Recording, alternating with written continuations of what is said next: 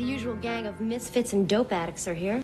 Bob is going to do the Halloween parade in Mill Creek. In Mill Creek. Mill Creek. All right, thank you. It's a really sad, lovely song. It is. A couple of reasons for that on this day.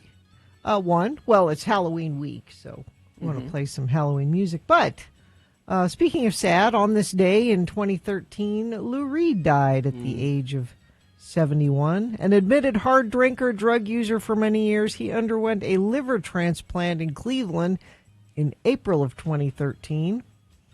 So, and then died when? Today, in October. In October of what year? 2013. Oh, it didn't last. you know why? Cleveland liver. Didn't take. A Cleveland liver. Don't ever take a Cleveland liver. It was a Cleveland No, liver. you should have given him a New York liver. No. Those are hardy. Those have seen some. One things. of my first introductions to New York City was I went there with my friend Jerry. We drove to New York from Pennsylvania, and it was in October. And lo and behold, he had a friend who Susanna, who lived in the Village, and lo and behold, there I was in the middle of the Halloween parade. Oh, really? Yeah. That was the first time you went there. I think that was the first time I ever went to New York, and there was the Halloween parade was going on down Christopher Street, and I was like, oh my, what is this? I mean, I'm just a boy from Utah. We don't do things. God, I'm only like 22, 21 years old, and woohoo! Wow. You saw some stuff. I saw some stuff, lots of stuff, and it was really amazing. I just loved it. I loved every second of it. And that song is just it's so sad though. I mean, it's so it's they kept threatening to cancel the Halloween parade in New York, but I think pretty sure it's still going on. Let me see. And I think they'd have a hard time getting rid of it, but it's a wonderful thing, and that's from the New York album, I think, isn't it? Yes. Yeah. The 52nd annual Village Halloween Parade is 7 p.m. it's going to happen on Halloween. On Halloween. Well, special occasion. Special occasion. 52 years. It's too bad about Lou too, because he all that drugging and hard drinking that he did, but he cleaned up for the last few years of his life. But the damage was done. Yeah, I mean, he lived a very clean life. He was into meditation and married to Laurie Anderson, and apparently his last words to Laurie Anderson were, "Take me into the light." So he had to say something polite. Yeah, he couldn't. Yeah, of course. He couldn't just say "see ya" or "so long." Look over there. Had to say something. Yeah, look over there. That would be pretty good too. Yeah. I think that's what Kyle said. Yeah. But they were sitting on. Apparently, they were sitting on the front porch, and he and Lori just sitting there, and they both knew it was coming any time. And there you go. The history of the parade is both celebrated and eulogized by Lou Reed in the song "Halloween Parade" on his 1989 album "New York." Mm-hmm. It's also featured in a video game, Tycoon City. Oh. What else is on that record, New York? Oh, there's a lot of good stuff on there. There's the Last Great American Whale. Yeah. Romeo and Juliet. Yeah. It's a great album. One of the best concerts I ever saw. Where was that? It's at King. I don't know. It's a Symphony over here, Hall. Symphony Hall. Bravenel. And I took John Utley with me. He didn't know who Lou Reed was. Who is this Lou Reed? But I had tickets, and I think my wife was out of town. I said, "Want to be my date?" And he said, "Sure." So we went to see Lou Reed, and it blew John away. Just like, what? Oh, Dirty Boulevard's on that. Yeah. Oh, that's what you got. That's probably the biggest hit off. Well, the whole album is just terrific. Yeah. Pedro lives out of the Wilshire Hotel. He looks out a window without glass. The walls are made of cardboard.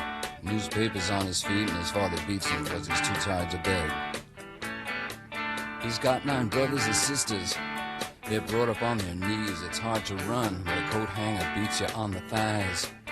Pedro dreams of being older and killing the old man, but that's a slim chance. He's going This is to the sad, boulevard. too. Oh, They're all sad. They're all pretty sad. All the songs are sad. He's going out. I mean, To Yeah. get dirty let's see. He's going. Remember this one? They say he didn't have an enemy. His was a greatness to behold. He was the last surviving progeny, the last one on this side of the world. He measured a half mile from tip to tail, silver and black, with powerful fins. They say he could split a mountain in two. That's how he got the Grand Canyon. Last great American whale. Oh, that's what it is. Yeah.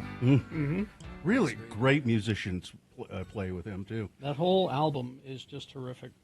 The when he was at Abravanel, they were very loud, as I recall. The band was very loud and really tight. Yeah. It's a very And good show. Excellent.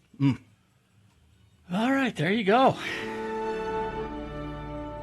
This has been Farting Around with Carrie, Bill, and Gina on X96, Radio from Hell.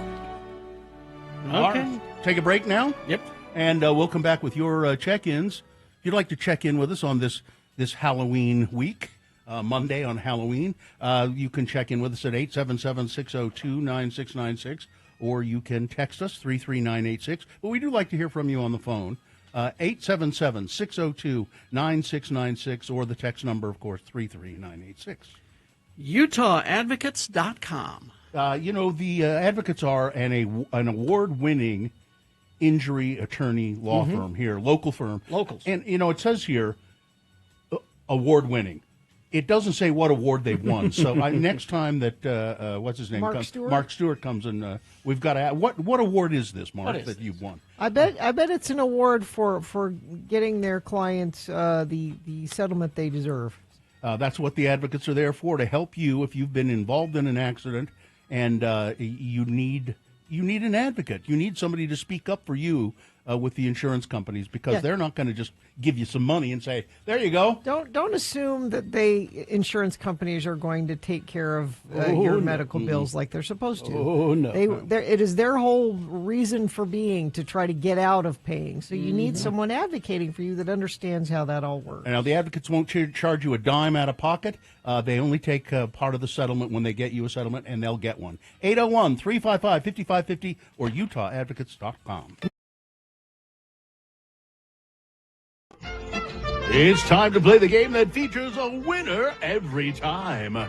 It's time to play Beat Gina. I'm Johnny O. Get ready for a spaced-out comedy delight from Disney Studios. Tonight, for the first time on network television, it's an out-of-this-world cat who causes down-to-earth chaos.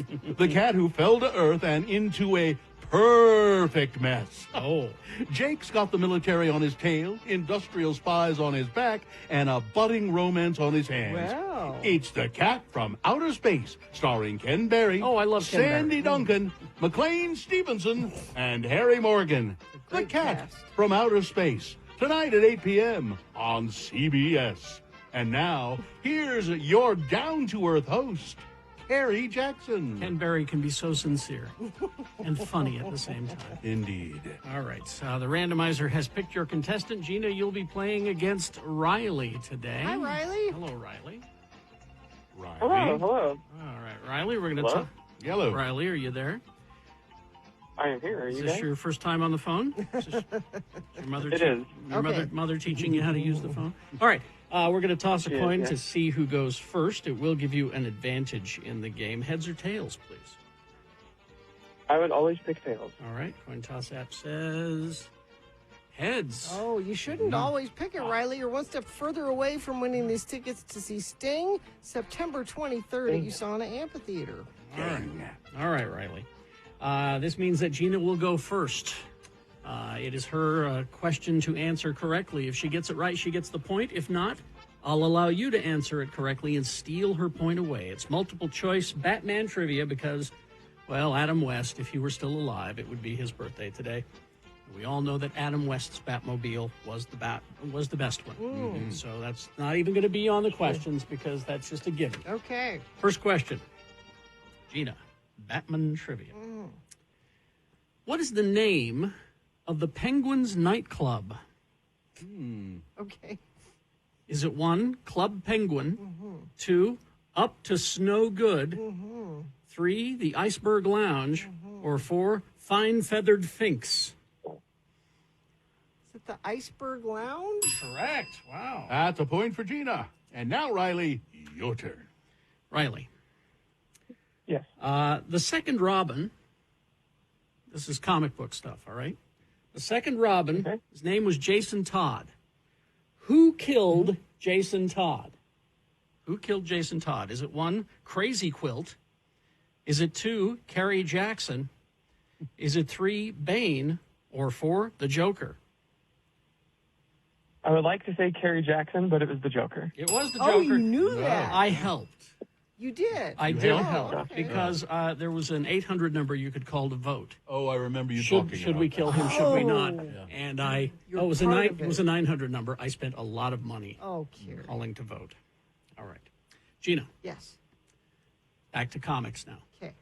What color was the original Batmobile? What color was the original Batmobile? These are all real colors. Is it 1, Stanky Bean? Is it 2, red? Is it 3, Clardic Fug? Or 4, blue? Blue? You'd like to think that, wouldn't you? Riley, here's a good Riley. chance for you. I'll go with red.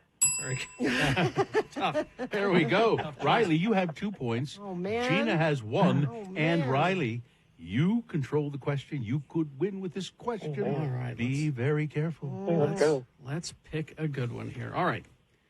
When the Scarecrow used his fear gas on the Joker, what was the Joker's greatest fear? Because, you know, when you get fear gas, that's what makes you scared is your greatest fear. So what was the Joker's greatest fear? Is it 1, of missing out? Is it 2, nothing? Is it 3, spending his life in Arkham Asylum? Yeah. Or 4, being mistaken for Pagliacci? I'm going to go with nothing.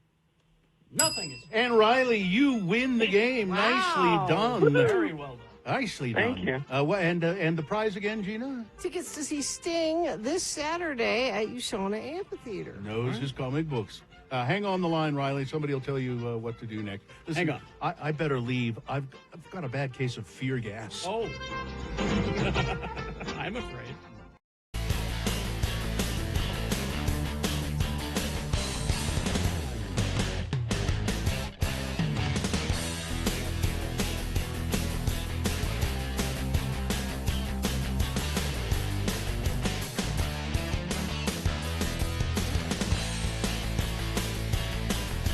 Dicks. All right, 6:20. Let's get this over with. You betcha. Let's take your check-ins as soon as we officially begin the program. 877-602-9696. That's the number to call. You can check in with us, say hi, say good morning, what you doing, how's the weather in your part of the world, is it raining, what's going on? You can also text us if you like, 33986. Gina, do we have a sponsor? Wouldn't that be nice? Sure would. So let's just do this then. The moon is now 29.4% of full. The moon will rise today at 1:49 p.m. Today being Monday, it's the 27th day of October in the year of our Lord Jesus Christ, 2025. It's National Navy Day. Celebrate people in the Navy. We'll have a Hello Sailor Boy report coming up later in the show. It's National Black Cat Day. It's Cranky Coworkers Day. It says here, the negative Nancy's or the doubting Daniels in your office. Do we have a doubting Daniel? We have several negative Nancy's, both male and female. It's National American Beer Day. Well, American beer specifically, so drink up. And it's National Parmigiano Reggiano Day. And Shampoo Week. Shampoo Week is described here in this as a lively celebration of hair care. lively. Yes, a lively Lively. celebration of hair care. Shampoo Week. Okay. This is an all-new edition of the show that believes that good hair care is the key to a happy life. It's Radio from Hell, starring the Lords of Morning Radio. It's Kerry Jackson right there putting on his hat. How's your head, by the way? Hurts a little. Yeah, I just bet it does. Yep. You're about, you got to go. It hurts when I yawn. You got to go have it looked at soon. Thursday. Okay. Hi, I'm Bill Allred, another Lord of Morning Radio. Gina Barberi over there, a Lord of Morning Radio. You know, people call in and they say, good morning, Lords and Lady. No, Gina's I'm no lady. She's no lady. She's a Lord of Morning Radio. Katie, for short, is our fine producer there behind me in the producer's booth. We have Dawson in there helping out. I assume Hudson is... He's about. I saw him. All right. And there is the dog, Vax, who caught the toy and can now chew it for a few moments, then be tired out and go to... He came running past me this morning. He doesn't really have any interaction with me because I don't interact with him. So Dawson and I came in at the same time, and he just beelined right past me for Dawson. Well, Dawson plays with him. Yeah, because Dawson has cultivated a relationship with him, which I have not done. And but as Vax ran past me, he was wagging his tail so hard, and he hit me in the leg, and it actually hurt. So he's a nice dog, and I like him. I don't have any room in my life to interact with him. I can't because I come home smelling like another dog. Oh, yeah. And my dog goes, what have You've you been cheating doing? on me. Hey. All right, check-ins, 877-602-9696. I don't see anything on the phones, but I think we have text check-ins. All right, Troy of Riverton checking in. Zane of Dallas checking in. Wife made it home on Saturday after spending 25 days Oh, crap. at the hospital. Who's doing sports? I believe it's Amy Donaldson. Yeah. Happy Monday. Is Bill ready to celebrate Grouchy Coworker Day? Sure. Every day. You don't seem too grouchy today, though. That's good. No, I'm not. Give it time. Not yet. Give it time. You'll say something that'll piss me off, Gene, I'm Surely. sure. I'll try. Let's see. Right Wing Wade has some traffic for you. Mixer driver Shane checking in, off to deliver concrete to Eagle Mountain, the Florida of Utah. They need concrete in Eagle Mountain. They do. Mike in Nashville checking in. I know you have a policy of not playing Ghostbusters during Halloween, but can you make an exception? No. Sorry. Derek the Cable Guy checking in. Jocelyn of Sandy, have a beautiful Halloween week. Richard, who's not a dick, checking in. Sean the Safety Guy. Kira and Andy. Basie Casey checking in. Happy Monday. Calvin from the Dell checking in. Thanks for letting me listen. Applesauce Tess checking in. My little sister's birthday is on Halloween. Oh, fun. Bus driver Troy checking in. Mishak of Erta checking in. Yum homemade lemon possets. Possets are wonderful. What is a I don't know I what a can't posset remember is. what a posset is. I've heard the word P-O-S-S-I-T. Possets is how he spelled it. Posset. Perry City listener checking in. The family watched the sheep run over the weekend. Over 1,000 went from Mantua to Corinne through the east side of Brigham City. It was pretty cool to watch. Terry, that's Manta Way. Possets is a cold dessert made from thickened cream and flavored with lemon. Sounds delightful. Tristan from the most west of Jordan's checking in. Dan of Evanston checking in. Woke up early to check in as I sent my wife off for a week of work in Lake of Salt. Johnny B checking in. Haven't had a recurring migraine headache till this past week. Oh, Really those are sucks. awful. You know, it's weird. I've said this before. I don't get headaches. I never have a I headache. don't get them as much as I used to.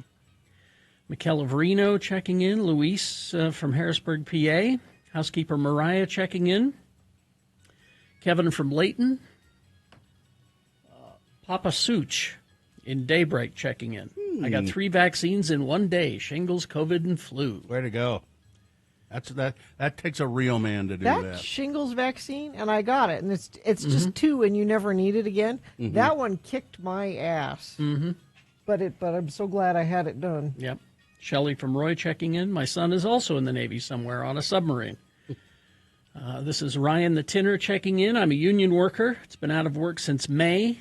Any union sheet metal companies hiring? I'm laying flooring right now. Since thanks. May, that's a long time. Metal Shop Mark checking in.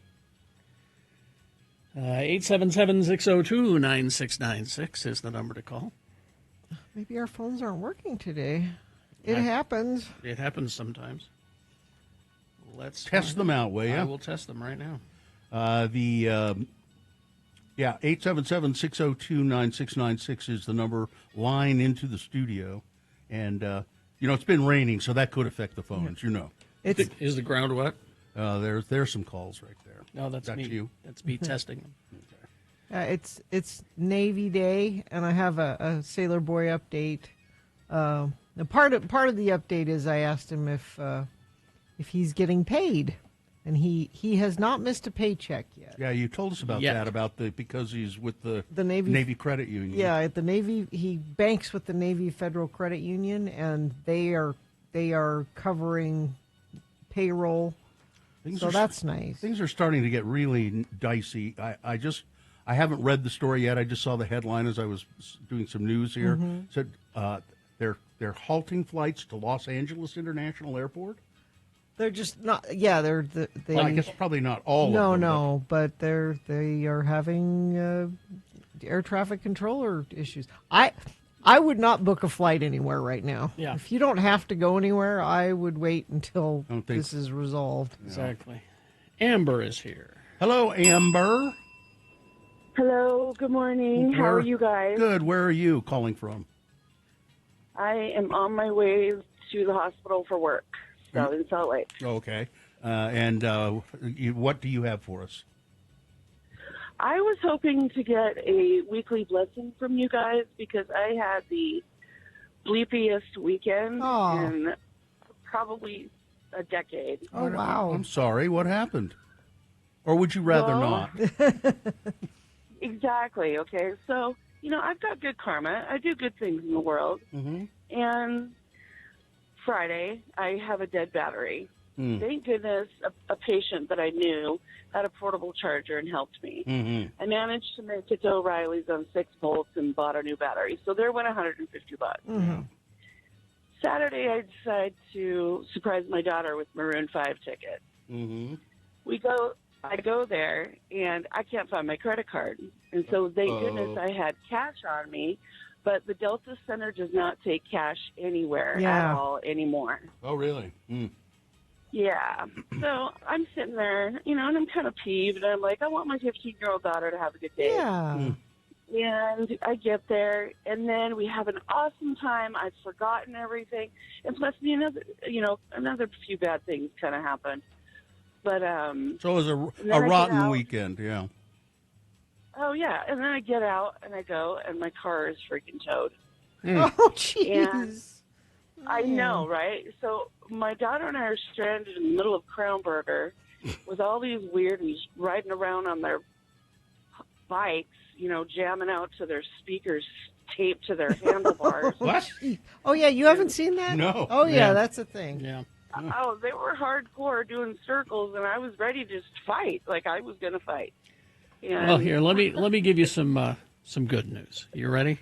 Rocktober sales event, guys. No thanks. Only a few more guitar licks left in Rocktober, guys. We're good. Shut up. There you go. exactly what I needed. All right. All right, Jam it good. out. I Right? hope you have a better week. Good luck. See you later, That's Amber. all I want. Thank Okay, you. bye-bye.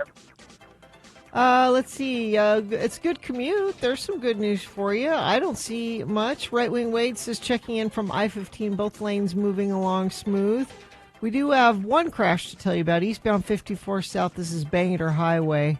But doesn't seem to be slowing things down at all. Just letting you know that that's there. If you see something, you can share it with us. 33986. All right, we will take a break, play a song. After that song, it's Big Boy News, and Frank Christ presents the Dead Celebrity Game. And then at 7 o'clock, Amy Donaldson will be here with sports. Stand by for that. Zero Res. So Halloween's on a weekend this year, which means you're probably having a party or people over or lots of kids or what. Anyway, I would call today and book your Zero Res carpet cleaning now for like next week. A week from today. Because you're going to need it done. Zero Res carpet and air duct cleaning. They're going to keep your house clean in the air and on the ground. A lot more particles in both of those places than you probably realize. They clean the right way with patented technology. They don't use detergents or harsh chemicals. Helps them stay cleaner longer while being safe for kids and pets. And if for any reason you're not totally satisfied. Oh, they missed a spot, or I'd like you to go over something again. Up to 30 days out, they'll come back and make sure you're happy with that. Dries in hours, not days. So give them a call. Right now, you can get 3 rooms cleaned for just $129 when you mention X96. You can also get 15% off air duct cleaning services when you mention X96. Don't be scared of what's underfoot. Call 866-0RES or go online at zerores.com to schedule your appointment today. On Saturday, I was doing an event with Ken Sanders Rare Books. We get together once a month and we discuss a certain author. We invite an audience to come in to Ken Sanders and we discuss. So we're discussing this book by Willa Cather, who was a writer in the early part of the 1900s. She died in 1947. But she wrote several books, and Gina, you would love this book. What's that? Well, My Antonia. It was written and published in 1918 by Willa Cather, and it's a story of an orphan boy from Virginia and the elder daughter of a family of Bohemian immigrants in Nebraska. He's orphaned, and so he goes to live with his relatives in Nebraska as a young boy, and it's his experiences growing up in Nebraska. And you would really enjoy it. It's like Little House on the Prairie, kind of, sort of. Have to find it. So I'm reading this novel, My Antonia, and I come across this passage where he's talking about his family has 2 bulls. And one of the bulls is named Brigham Young. Well, and I Really? What? That's odd. So I start looking up why is a bull named Brigham Young in My Antonia? Well, here's what Willa Cather had to say about that in a letter to her editor. Okay. Her editor had sent her a note saying, we have a special order of books, and they want you to change the name of the bull. She says, well, seriously, I am willing to change the name of my bull to Andrew Jackson for this edition of 1,000 copies only. Okay. I do this as an accommodation to you, the editor, not for $500. So the editor says, I'll give you $500 if you do it, and then we'll make more money on selling the book. She says, but because you helped me save Antonia from Grant Wood. Well, what she means by that, Grant Wood, the famous artist who did American Gothic, there was a move afoot to have him illustrate My Antonia when it first came out. Well, she hated Grant Wood. She didn't like his art. She thought it was terrible, and she said no. And the editor stood up to everybody, and somebody else ended up illustrating it. But she says, please, when you return from Florida, write me an agreement signed by yourself and another officer of the company to the effect that the bull's name is to be changed for 1,000 copies only. My father's 2 bulls were named Gladstone and Brigham Young. I like both names, and it refers to their disposition. Gladstone was stubborn, and Brigham Young to physical adequacy. Now, I looked up, so how bulls are they really? One bull, mature bull, who is very fertile, can service at least 50 cows, impregnate at least 50 cows. So that's kind of where she's going with Brigham Young. I see. So, but why did the proposal to change the name of the bull, Brigham Young, come up in the first place? Was it for books? A bookseller here? in Utah Yeah. wanted to buy for some special market 1,000 copies of My Antonia at the full regular wholesale price. Transaction would give Willa Cather $500 in royalties, which is a pretty good sum of money at the time. The bookseller pointed out that the fact that the 2 bulls in the novel are named Gladstone and Brigham Young, he said that would make the book unsuitable for my purposes, and would you please change the name? Now, there's no, I tried to find out, but they say there's really no other evidence of whether that really happened or not, whether she ended up changing it, and whether the guy, but it'd be great if there were 1,000 copies of it. What a collector's item. Well, and I would think Ken would know if anybody would know. He did. He said, I don't think it ever ended up happening. They didn't change the name, but I just thought that was fascinating. The bull was named Brigham Young. And it was a whole scene about the bulls fighting with each other. They'd butt their heads and fight. Said they were dehorned, and if they hadn't been dehorned, they would have killed each other. And finally, one of the ranch hands had to go out and break it up. But it's a great book, Gina. Well, You I would really should like pick it up. My Antonia, and then another one that she's famous for is O Pioneers. She wrote about the Nebraska, the Midwest, even though she ended up leaving there and going in. Finally, ended up living in New York for most of her 40 years or more in New York, and she was incredibly famous for her time. Now people don't really even. Yeah, I don't know her name. You haven't heard of her, but I'd heard the name. I've heard of the book My Antonia. I've heard of that before, but I'd heard the name Willa Cather, but I had no idea what kind of a writer she was or any of that. And she's great. Such a descriptive writer. F. Scott Fitzgerald said when he won the Pulitzer Prize for The Great Gatsby, he said, it's too bad.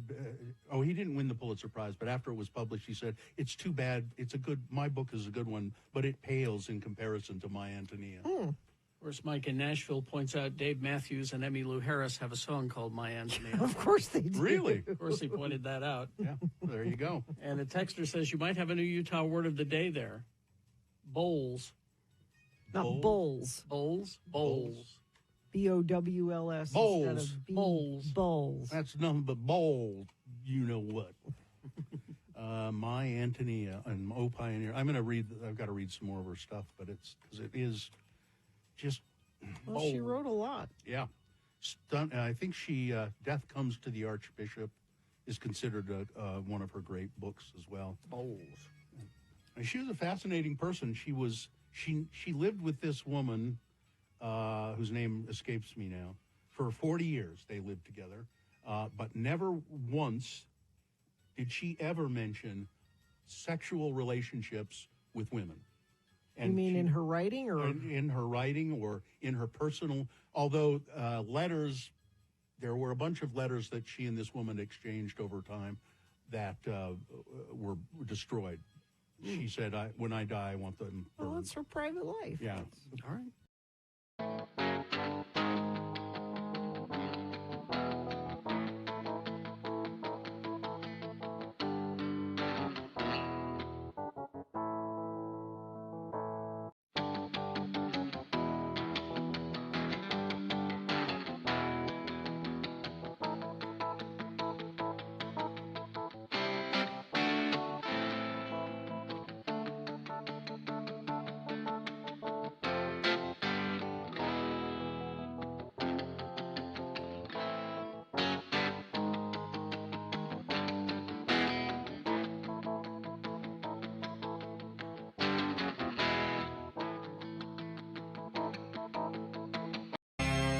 All right, 6:40 right now. It is time for Big Boy News and Opinioendo. Right after that, it is Frank Christ Presents They're Fine, They're Just Fine, the Dead Celebrity Game.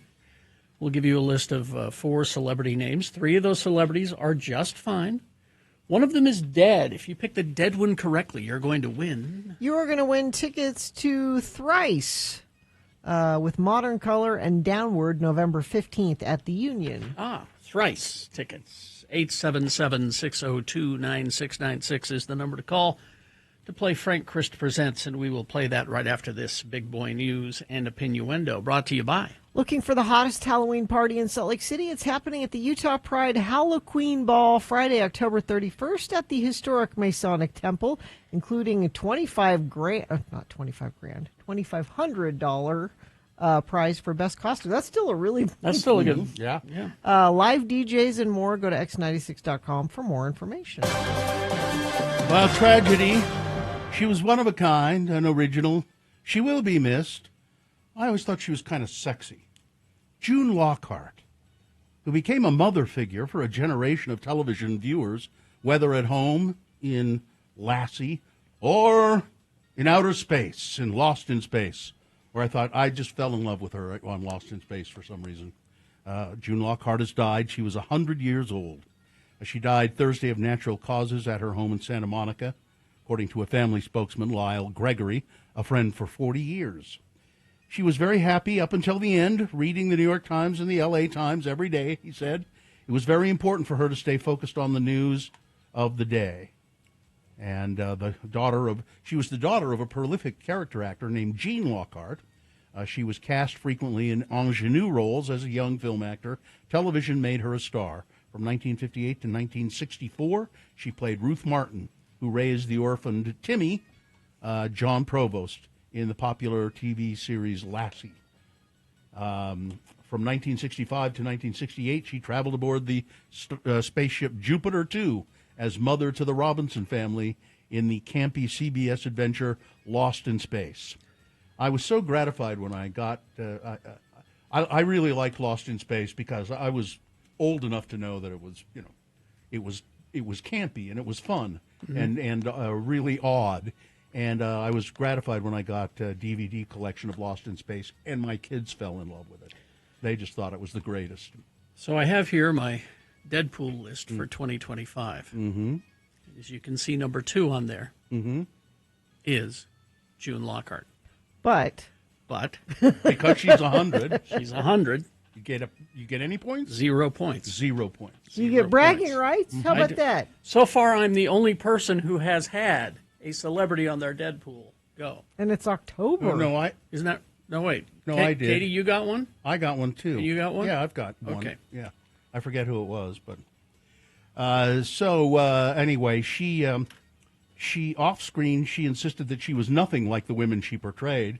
I must quote Dan Rather, she said in a 1994 interview, "I can control my reputation, but not my image, because my image is how you see me.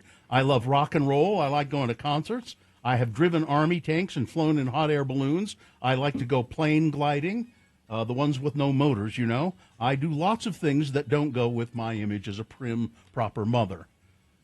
She had kind of a reputation of being a partier, too, I believe. Yeah, that's right. Katie had Ozzy on her list. That's right. Lockhart, she said, "I worked with 4 lassies. There was only one main lassie at a time. Then there was a dog that did the running, a dog that did the fighting, and a dog that was a stand-in because only humans can work 14 hours a day without needing a nap. Lassie was not especially friendly with anybody. Lassie was wholly concentrated on the trainers and doing the job." And see, I had a thing for her daughter, Anne Lockhart. Yes, Anne Lockhart. They look very much alike. What did she do? Battlestar Galactica. She was Sheba. Oh, yeah. Okay. Well, tens of... the United States says it's fighting drugs. That's what Trump says. But its warships off Venezuela tell another story about power, control, and regime change. 10,000 soldiers on board 10 U.S. warships, including a nuclear submarine, several destroyers, and a missile cruiser, are patrolling the southern Caribbean coast in what is the largest U.S. military buildup in the region in decades. At least 7 boats allegedly transporting drugs have been bombed, resulting in the extrajudicial killing of more than 32 people. They're just killing people. Yeah, no due process. And now the U.S. administration is threatening Venezuela with direct military action. The Pentagon has reportedly drawn up plans for military strikes inside Venezuela, and Trump has authorized the CIA to conduct lethal covert operations there. And all of this is ostensibly aimed at getting rid of Maduro, who Trump claims is leading a vast criminal organization. Maduro is the leader of the designated narco-terrorist organization, Cartel de los Sols, and responsible for trafficking drugs into the United States. Prove it. There is no proof of that. And really, there is really what they want is the oil. Yeah. They want Venezuela is a big oil-producing country, and that's what they want. And we're just going to go take it, apparently. I'm all for grabbing drug dealers, so grab them. Bring them to court and present your case. Present your evidence. And how you know that this is fishy is there were 2 sailors of whatever kind that survived one of these explosions, and rather than arrest them and bring them to court, they deported them. Yeah. So it's that they weird. wouldn't talk. Moscow has been unexpectedly attacked by drones on the evening of October 26. Russian authorities traditionally reassured the public that everything had been shot down, but meanwhile explosions were heard across Moscow, according to the head of the Center for Counteracting Disinformation in Russian Media. Mr. Kovalenko briefly wrote that Moscow was under drone attack, but did not provide further details. Russian media, however, published numerous photos and videos from the capital. Loud explosions were reported. Plumes of smoke were rising in parts of the city. Panic spread among Muscovites as they, through their local chat groups. Russian channels claimed that a Ukrainian drone allegedly hit a high-rise building. This appears more likely to be the result of Russia's own air defense system, which has a history of accidentally striking its own buildings. Meanwhile, Moscow Mayor Sergei Sobyanin insisted that Russia's air defenses were successfully repelling drone attacks. He did not comment on the visible smoke rising in the city. And Vladimir Putin has sent a chilling World War III threat with the flying Chernobyl nuclear unstoppable missile. The Russian president said that the weapon, which has almost unlimited range and an unpredictable flight path, is invincible. 4.9 million pounds of frozen boneless chicken products. Hormel sold to restaurants, cafeterias, and other outlets. The U.S. Department of Agriculture Food Safety Inspection Service announced that some of this chicken products, metal in the chicken breast, pieces of metal in the chicken breast and thigh products. Hormel concluded that the metal came from a conveyor belt used in production. The Food Safety Service said there have been no reports of illness or injuries. And I don't have it right in front of me, but I believe that Costco if you've purchased Korean pork jerky, Korean-style pork jerky from Costco, that stuff is being recalled as well. I'll find the details on that for our next news. The Diesel Brothers, Heavy D, Dave Heavy D Sparks, who became famous for his leading role on Discovery's Diesel Brothers reality show, recently spent 2 nights at the Salt Lake County Jail. Fearful of online threats that followed the arrest, Utah Physicians for a Healthy Environment temporarily left their offices, and their lawyer has left his home. Because that's how we do things now, is death threats. Underlying both an escalating fight over what Sparks, Heavy D, and others have been ordered to pay toward the nonprofit's legal expenses, years after it sued them for tampering with trucks selling devices that override federally required pollution controls to roll coal and blow black diesel smoke. The two sides have been locked in litigation since 2017. A judge found in favor of the environmental nonprofit. A federal appeals court pared back the scope of the violations by Heavy D Sparks and his co-defendants, and then a judge ruled in 2021 that they should pay $928,602.23 for legal expenses for the Utah Physician for Healthy Air. The docket for the case has ballooned since that ruling. Sparks says he can't pay the money, and then he said he can't pay the money because his accountant died. He didn't tell me where he put my money. My accountant died. That's what he said. He said, my accountant died, and I don't have any ability to track down documentation of my finances. BS. He said, I had a garage sale in July. He took it with him, huh? Yeah. Well, it's so death threats to the Utah Physicians for Healthy Environment. That's great. Yeah. Good Lord. Representative Randy Fine, a Republican of Florida, last week demanded that the federal government review every naturalization of the last 30 years, starting with Barack Hussein Obama? No. No, Mamdani. Oh, there you go. They really hate this guy, don't they? They want to revoke his citizenship. Democratic Socialist Zoran Mamdani became a U.S. citizen after moving here as a child from Uganda. A pair of House Republicans want him probed for possible denaturalization for making allegedly false statements during his process. Now do Melania. He also called for a probe of the anti-Israel squad member, Representative Ilhan Omar, who was born in Somalia. And Mamdani is a threat to the nation, he said. I know there's a lot of us that are very, very concerned about the enemy within, people who have come to this country to become citizens and then destroy it. What, he wants to be more affordable to live in New York City. Yeah. How is that destroying? He wants the buses to be. Oh, that's what he's saying. Yeah. That's what he's saying. This is an interesting story, which I don't have time to go into now, so I won't. I'll just tell you. You should seek this video out, or I'll give it to Gina, and she could post it because I don't do that. This guy has this old broken down car. He grew this pumpkin that weighed more than the car, and he said, "You know what I'm going to do? I'm going to drop this giant pumpkin." This is a guy in Millville, Utah. "I'm going to drop this pumpkin on my 1991 Geo Metro." And it's a great video. They have a crane that hoists this pumpkin way up in the air, and they let it go and fall onto this car, and it just flattens that car. Just flattens it. Let's see. Sports with Amy Donaldson coming up. Yeah. But weather, traffic, please. 48 right now, and not getting a lot warmer today. Only a high of 50 expected today. Could see some spotty sprinkles in the morning, but that'll clear up by later in the day.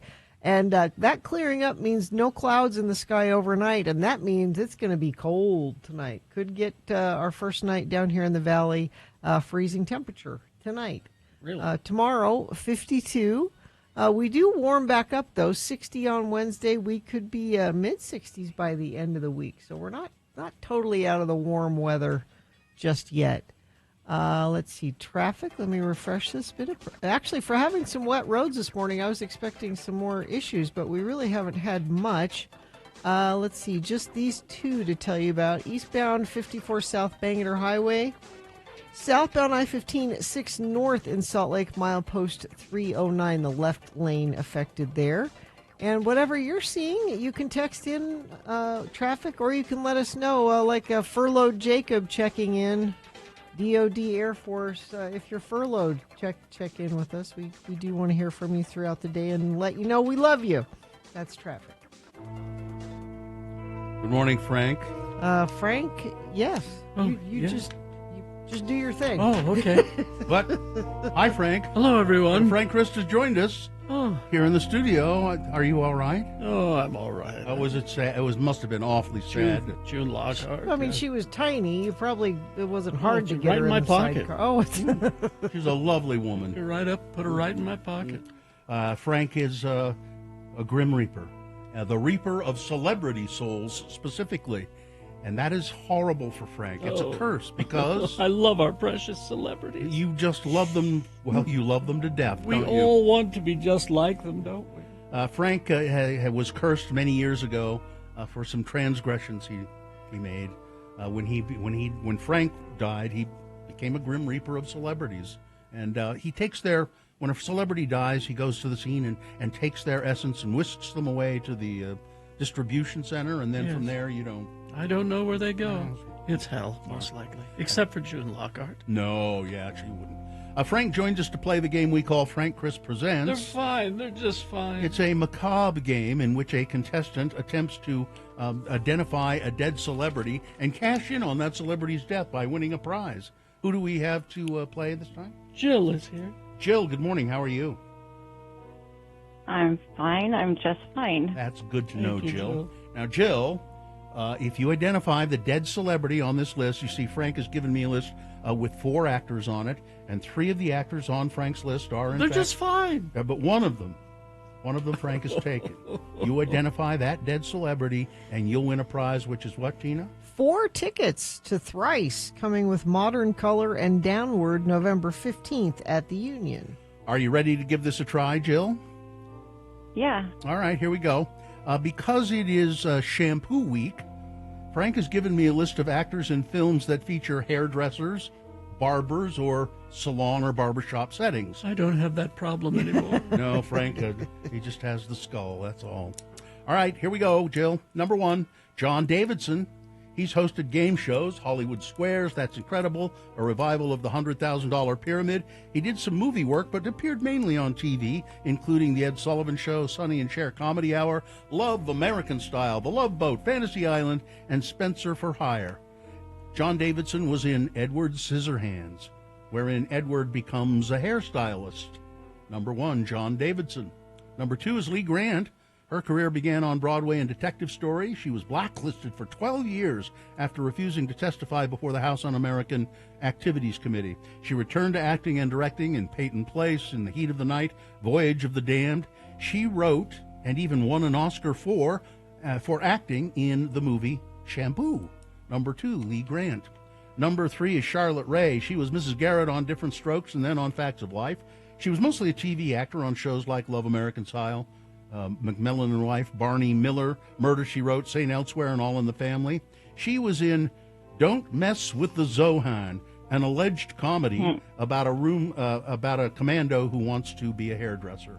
Number 3 is Charlotte Rae. And number 4, Fannie Flagg, best known for being a panelist on The Match Game and for the novel Fried Green Tomatoes at the Whistle Stop Cafe.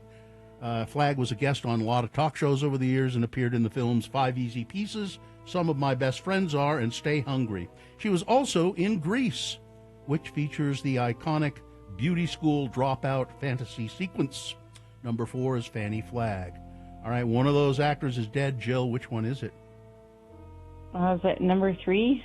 Charlotte Rae? It is. Mrs. Garrett, no. Mrs. Garrett.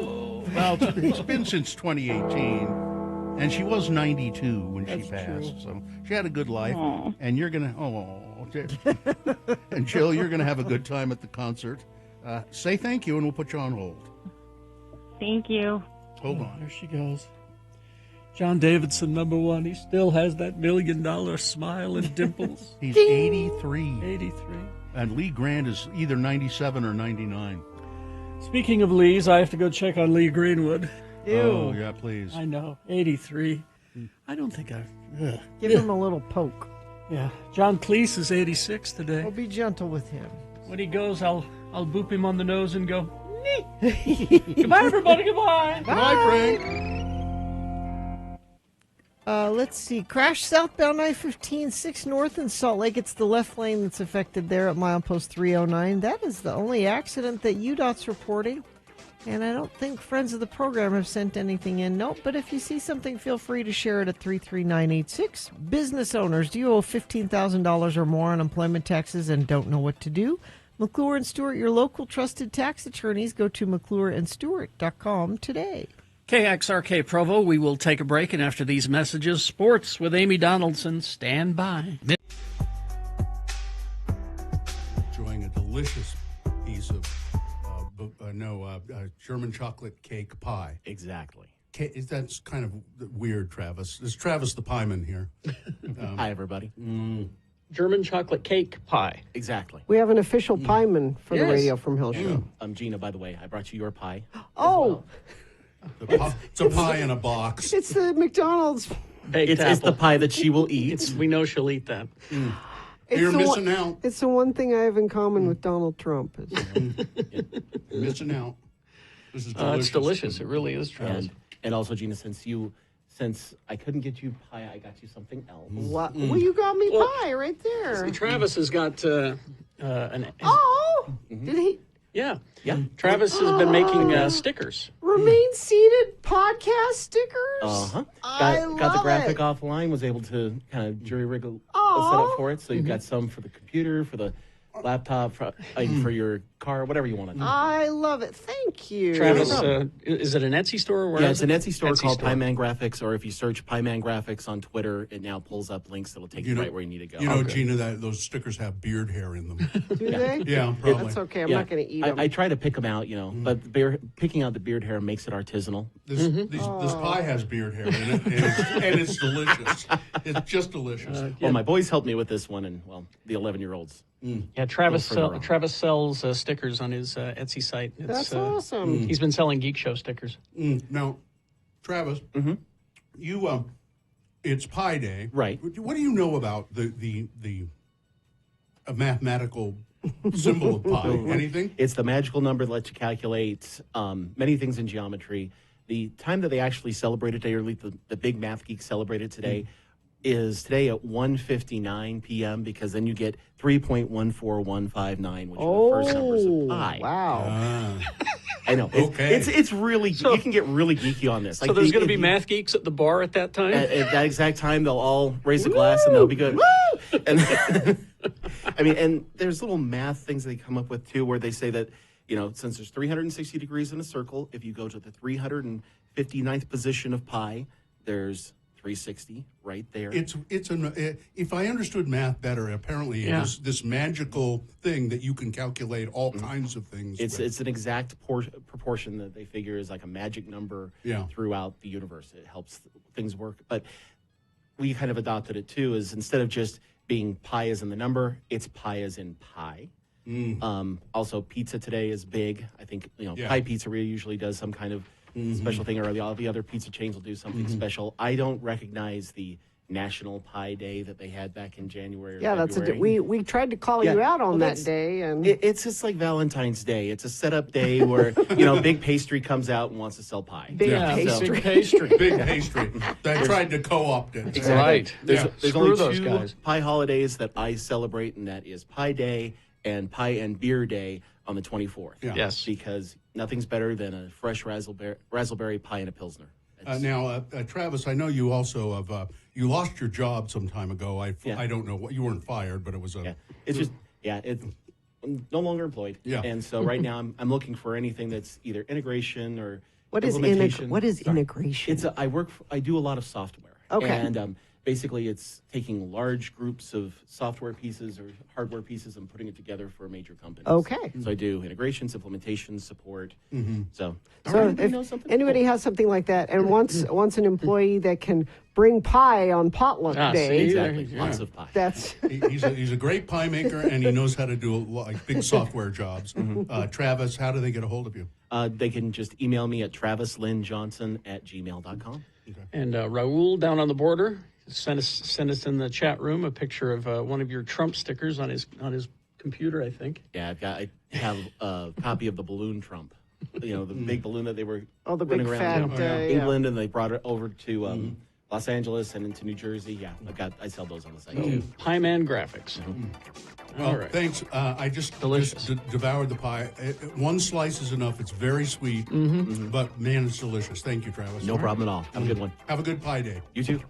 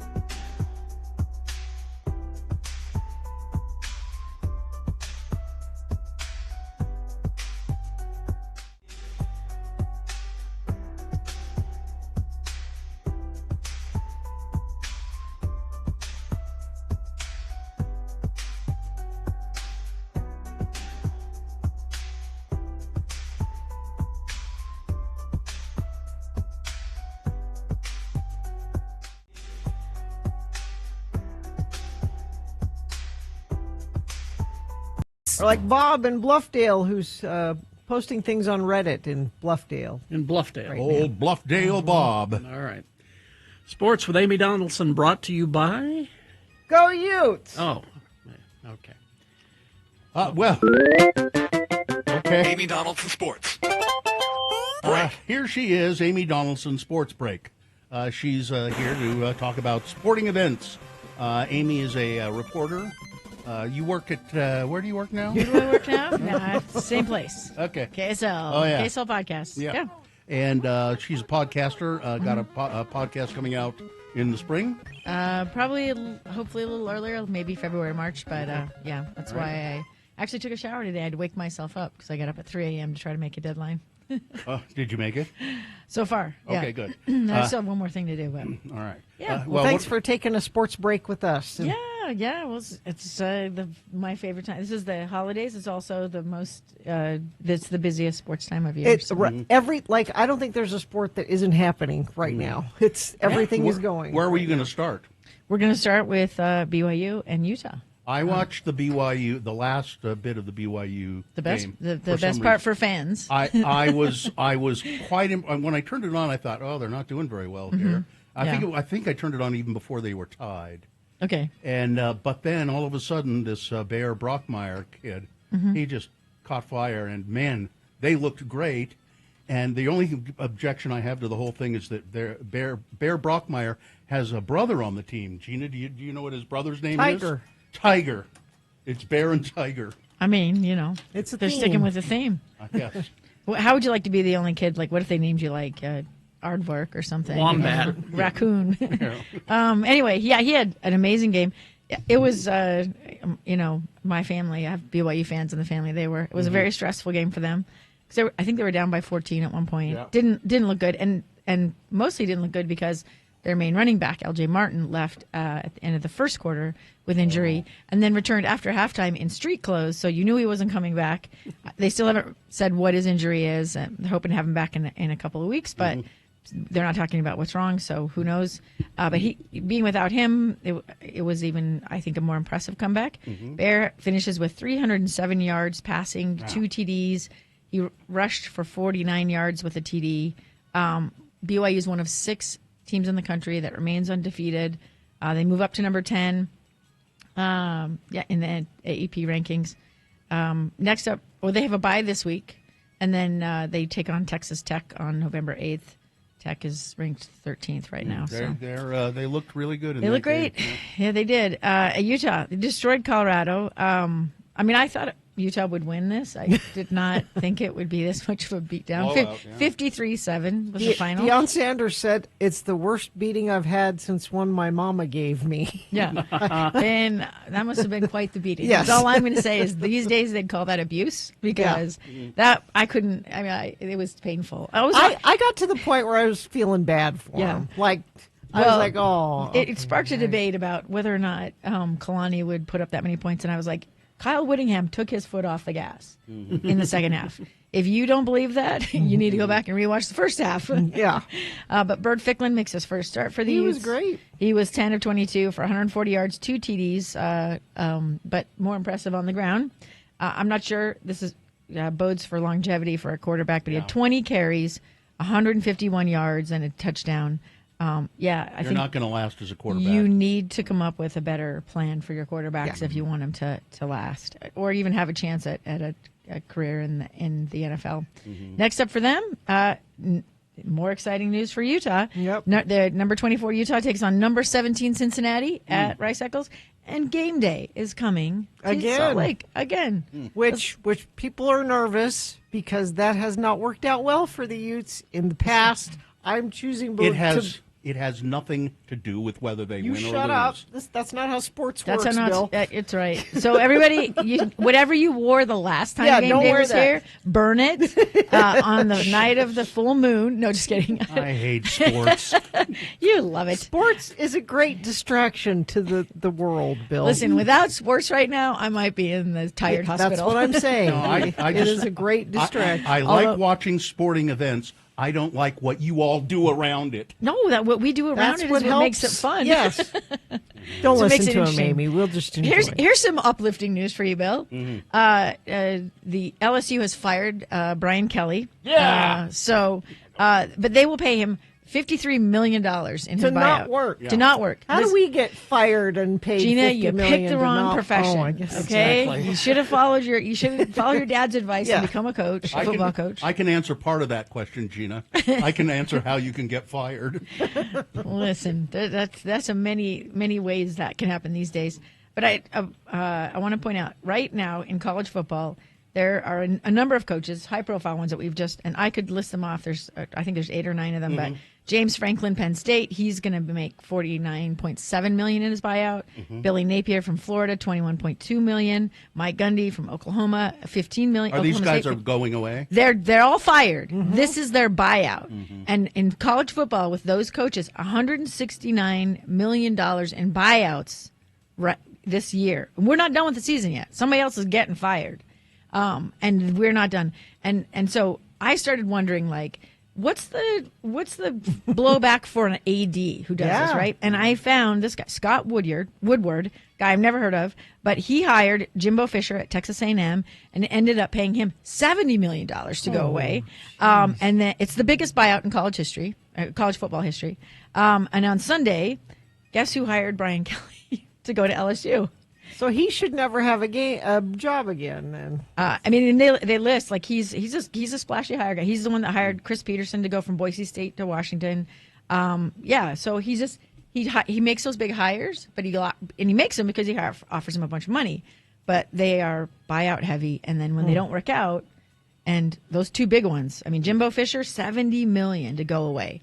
Somebody please give me $70 million. I will go away. Here in the radio business, when they fire us, we have to pay them.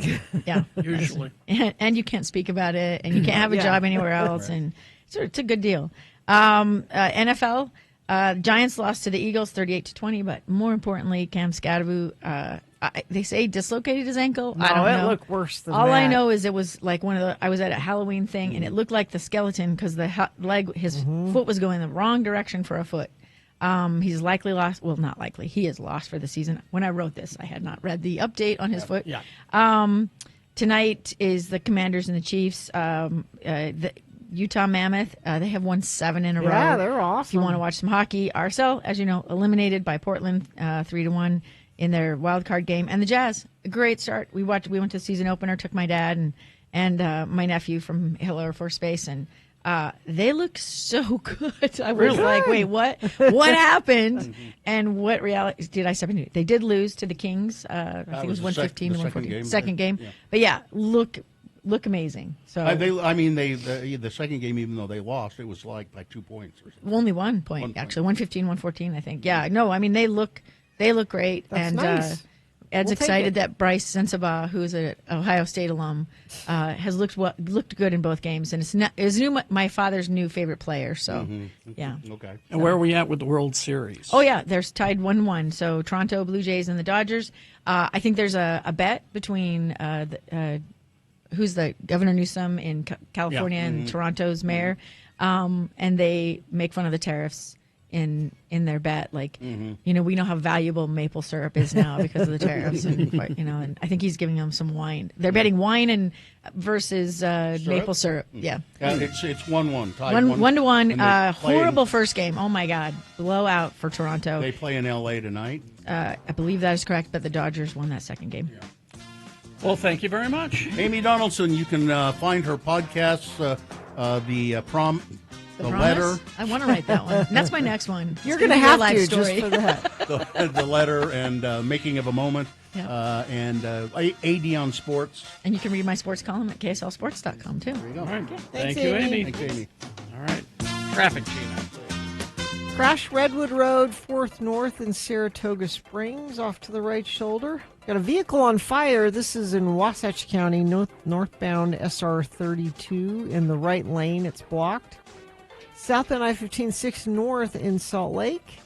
Friends of the program sending in their traffic as well. Crash 32nd West, 31st South.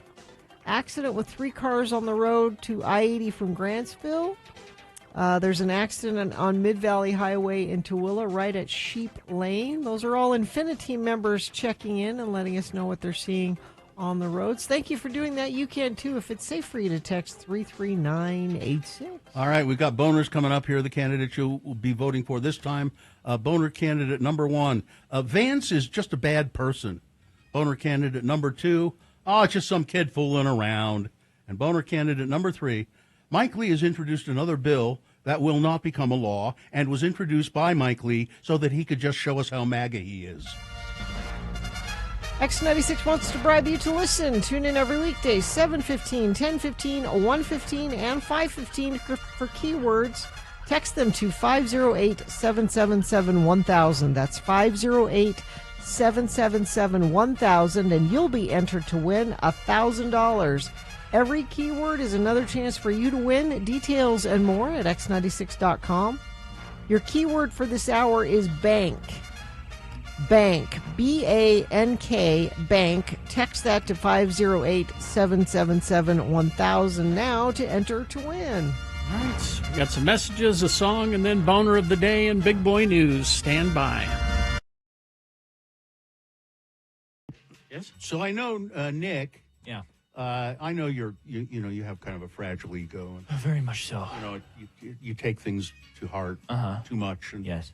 And you fret over things, right? Yeah, I'm the X96 certified bad boy, but I'm also sensitive. You are. Uh-huh. But I've got something here that might make you feel better. Okay. Make you feel better. Like when you get home, you'll be able to look in the mirror and say, doggone it. Yeah. You're okay, Nick. All right. I'm hesitant because everything you present me is usually an argument against that. There you go. Well, he's not wrong. I'm nothing but kind to you. I'm not saying you're necessarily mean. What are you saying? I'm saying if there is something I'm saying if you're putting me in the spotlight, it's not usually a good one. I don't know what you're talking about. All right, let's see what you got. All right, hit me with it. Bring it. Here it is. I always adore Gina. Uh-huh. And this is from a listener. Okay. Suzanne. I always adore Gina, and I miss her when she is not there. I do as well. And Nick is so enjoyable. I just love it when he sits in. His laugh always makes me smile. Oh. And his humor is awesome. All of you have fabulous laughs. Thanks for always making my day. Suzanne in the Westest of Valleys. Thank you very much, Suzanne. That's very nice of you. Doesn't that? Nice. Yeah. You see, now you can, you when you get home, you'll tell your wife all about it. You want me to forward this? She'll say, "Who's Suzanne?" Yeah, that. You want me to forward this to you so that Sure, so I can hang it up. Yeah. And yeah. And you can read it verbatim to your wife when you get home. Unironically, that is unbelievably kind. Thank you, Suzanne. I highly appreciate that. And it's I think it's the kind of thing that you need. And I like being here. But you know what I like more? Not being here? Not working. Yeah. Not working at all. So I don't know how you guys do this every single day. It is for 39 years. Yeah, it is unbelievable. Yeah. Well, it is unbelievable. You're absolutely correct. I go home. I leave here usually around noon. Sometimes a little earlier. If it's really noisy around here, I go home early. But I get home and I take off my coat and I sit down and then I just put my head in my hands. And just go, Jesus. I've seen that. My desk is across from Bill's, and I've shown up to the office seeing Bill with his head in his hands before. Just like, oh God. Yeah, it's I mean, no, now I'm not going to start complaining. It's a difficult thing to do. I'll complain. Well, I mean, we keep getting told we shouldn't complain because, we don't work at a lumber yard or something like that. Well, I would just say that the people that do those jobs couldn't do my job. Fair. And I couldn't do their job, so we're even. I'm good at complaining. I would argue I have this job because I'm good at complaining. Here's a funny one from Berg in the chat room. Yeah. When X96 turns 40, you should give away $40 million. Yeah. That's hilarious, Berg. It's a good idea, but, Remember, one of the prizes we handed out today was a hand crank radio. Yeah. It's a valuable radio. Very much so. It's from the olden times. Of when I started and I was teching remotes. I was told if they break, just grab another one from the pile.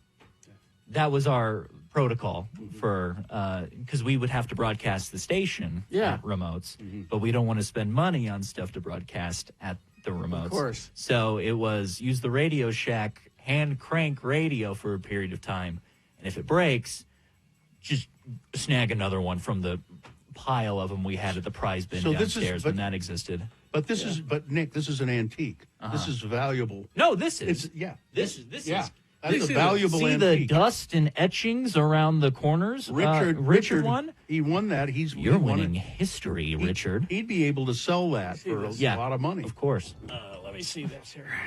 Don't grip it too hard. Oh, yeah, it's Radio Shack, all right. Yeah. Yes, sirree. Yeah. Does it matter which direction you?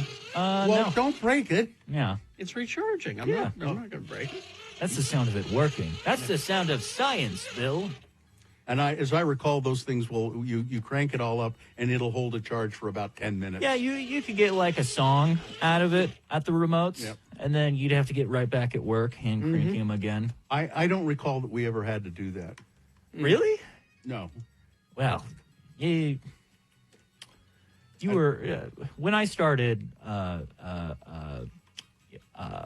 I don't think you were remembering much at the time. No, what I think is the case, Nick, is that they made you do that.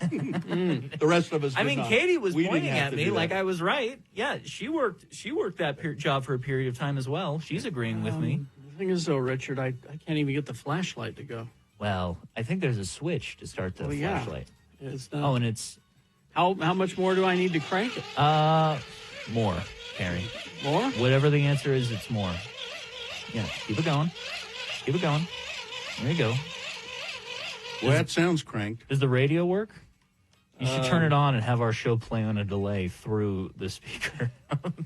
No, nothing is working. I think Congratulations, Richard. You've won a non-working radio. You better crank it through the. We're going to play some commercials and a song here. Okay. You keep cranking and let's see if that actually works. Because if it doesn't, I feel bad for Richard. I got to crank with one hand and write a promo with another. So. Oh, okay. Well, all right. Maybe I'll spell you. The red recharging light is turned on. So. Oh yeah. But I was just trying to get the flashlight to work. Wait. Nothing. Oh, no. I got a little static there. We got to turn that off. There we go. There's a light. Okay, it does work. Yeah, you had to swap it. There's a battery hookup.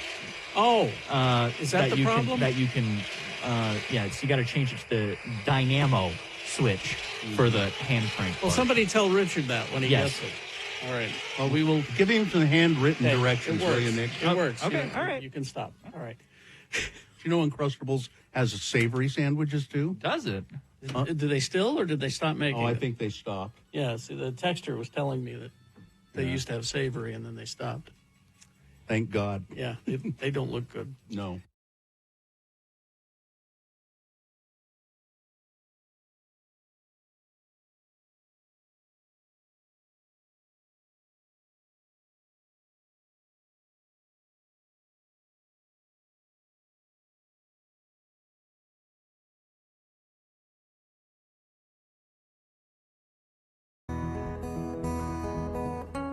All right, 7:24, time for Boner of the Day. 3 news stories. These will be examples of bad, stupid, or funny human behavior, and you will decide with your vote of these 3 candidates which one is the worst, which one deserves to be Boner of the Day for today, October 27, 2025. We'll give you 2 candidates now, a third after the news, and once you've heard all 3, you'll vote.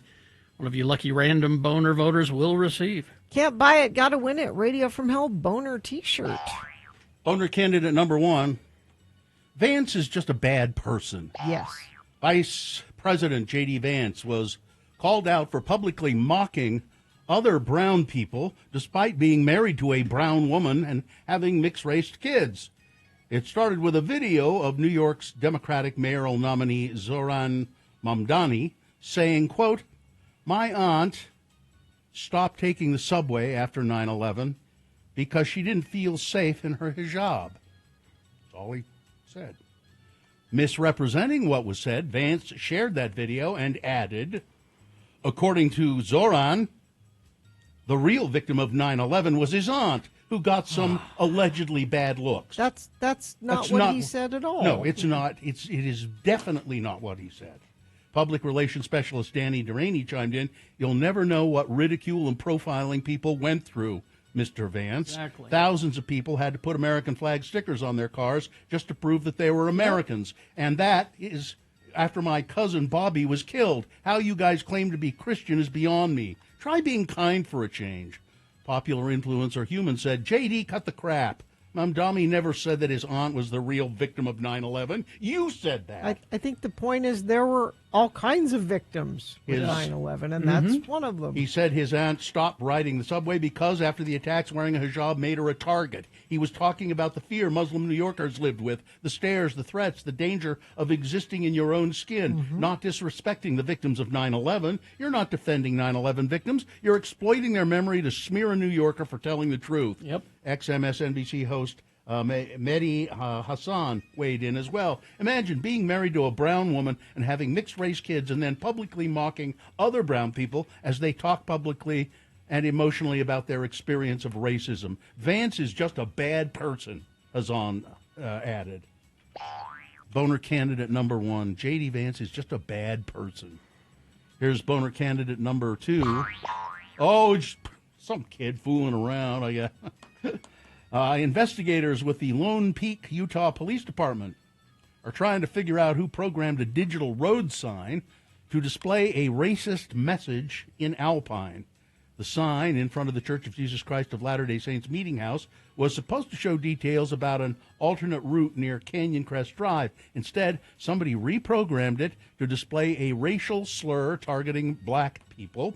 The message also included the name of a local high school athlete. Oh, really? Police said it's too early in the investigation to know whether there's any connection or if he's a victim.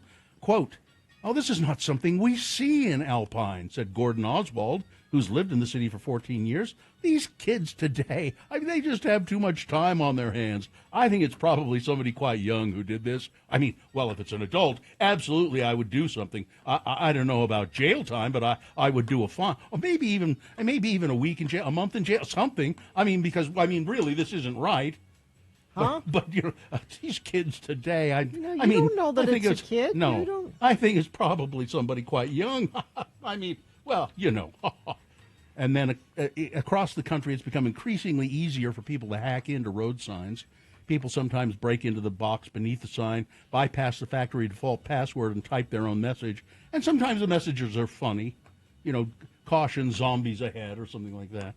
But people in Alpine didn't find this most recent message funny at all. They're worried that the acts of one person could reflect poorly on the community. That's what they're worried about.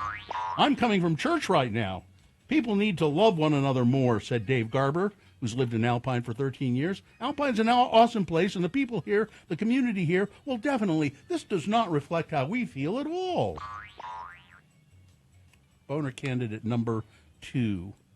Oh, just probably some kid fooling around. You know. Coming up in a moment, boner candidate number 3. Mike Lee has introduced another bill that will not become law and was introduced by Mike Lee so that he could show us how MAGA he is. Boner candidate number 3 coming up after this. Big Boy News and Opinnuendo brought to you by... Spend Halloween weekend with Salt Lake Film Society's Finish the Spooky Season with Rocky Horror Picture Show events Thursday, Friday, and Saturday. Get any tickets that are still available at slfstix.org. Well, Katy Perry and Justin Trudeau. I don't know how I feel about this. I know exactly how I feel about it. Neither one of them have any taste at all. Months after being spotted together, it's now official. They're publicly out and about. Perry and Trudeau celebrated the singer's 41st birthday, and here's another thing that'll show you what kind of people they are. They had a date at Crazy Horse Paris. They were at the Crazy Horse. Their relationship relationship confirmation comes about 2 weeks after Perry jokingly addressed the dating rumors during her London concert on October 13th. While performing, she noticed a fan sign that read, "Katy Perry, will you marry me? You heard I was single? Oh, that's interesting. You know, you really should have asked me about 48 hours ago." I should... I told you about Costco recalling. It's not only Costco, it's Sam's Club. Chicken? No, this is an active recall of 2,277,540 pounds. 2 million pounds? Well, you know, we don't have much regulation anymore, so... You know. Ready-to-eat pork jerky, sold nationwide, according to the U.S. Department of Agriculture, Food Safety, and Inspection. Possible foreign matter contamination. The product is a 14.5 and 16-ounce plastic pouch of Golden Island fire-grilled Korean barbecue pork jerky. The Best Buy dates on the affected packaging range from October 23rd, 2025 to September 23rd, 2026, and it contains the numbers on it. If you have this Korean style pork jerky, barbecue pork jerky from Costco or Sam's Club, please, you should not eat it and take it back to the vendor. An 18-year-old person shot and killed, and a teenager wounded after a drive-by shooting outside of a Halloween party in West Valley City early Saturday. West Valley police said officers were called to the scene after 12:30 in the morning. A party involving about 24 kids was taking place. According to police, 18-year-old Alan Montalongo was driving a vehicle and shot at a group standing in a roadway outside the party, hitting a 16-year-old boy. Someone from the group fired back at Montalongo, causing him to crash into a fence down the road, where he was pronounced dead. The 16-year-old boy was taken to the hospital with multiple gunshot wounds, expected to survive. Members of the West Valley Homicide Unit responded to the scene. Police say all relevant parties have been identified. And horrible crash in Spanish Fork. One person died Sunday night after a truck pulling a horse trailer crashed into several cars at a stoplight in Spanish Fork. The crash happened at the intersection of U.S. Highway 6 and Spanish Fork Parkway. Officials said several vehicles on U.S. 6 were stopped at the red light, and the pickup truck and trailer traveling west just crashed into them from behind. 2 people in the vehicles hit by the truck were taken to hospital. One of them, an 85-year-old woman, died from her injuries. Others involved in the crash had minor injuries but were not taken to hospital. One of the 4 horses in the trailer ended up with a broken leg. Highway 6 had to be closed in both directions for several hours for that. Let's see. There is a plan for Donald Trump to seek a third term in 2028. Yep. Says Steve Bannon. Trump is going to be president in 28, the podcaster and former White House aide told The Economist. At the appropriate time, we'll lay out what that plan is. Oh, they're already laying it out. That's why they're sending National Guard to big cities. They're prepping for a time when they will tell us they can't hold elections because it's too dangerous. Bannon, who served a 4-month stint in prison last year and has pleaded guilty to separate fraud charges, isn't empowered in the White House like he was during Trump's first term.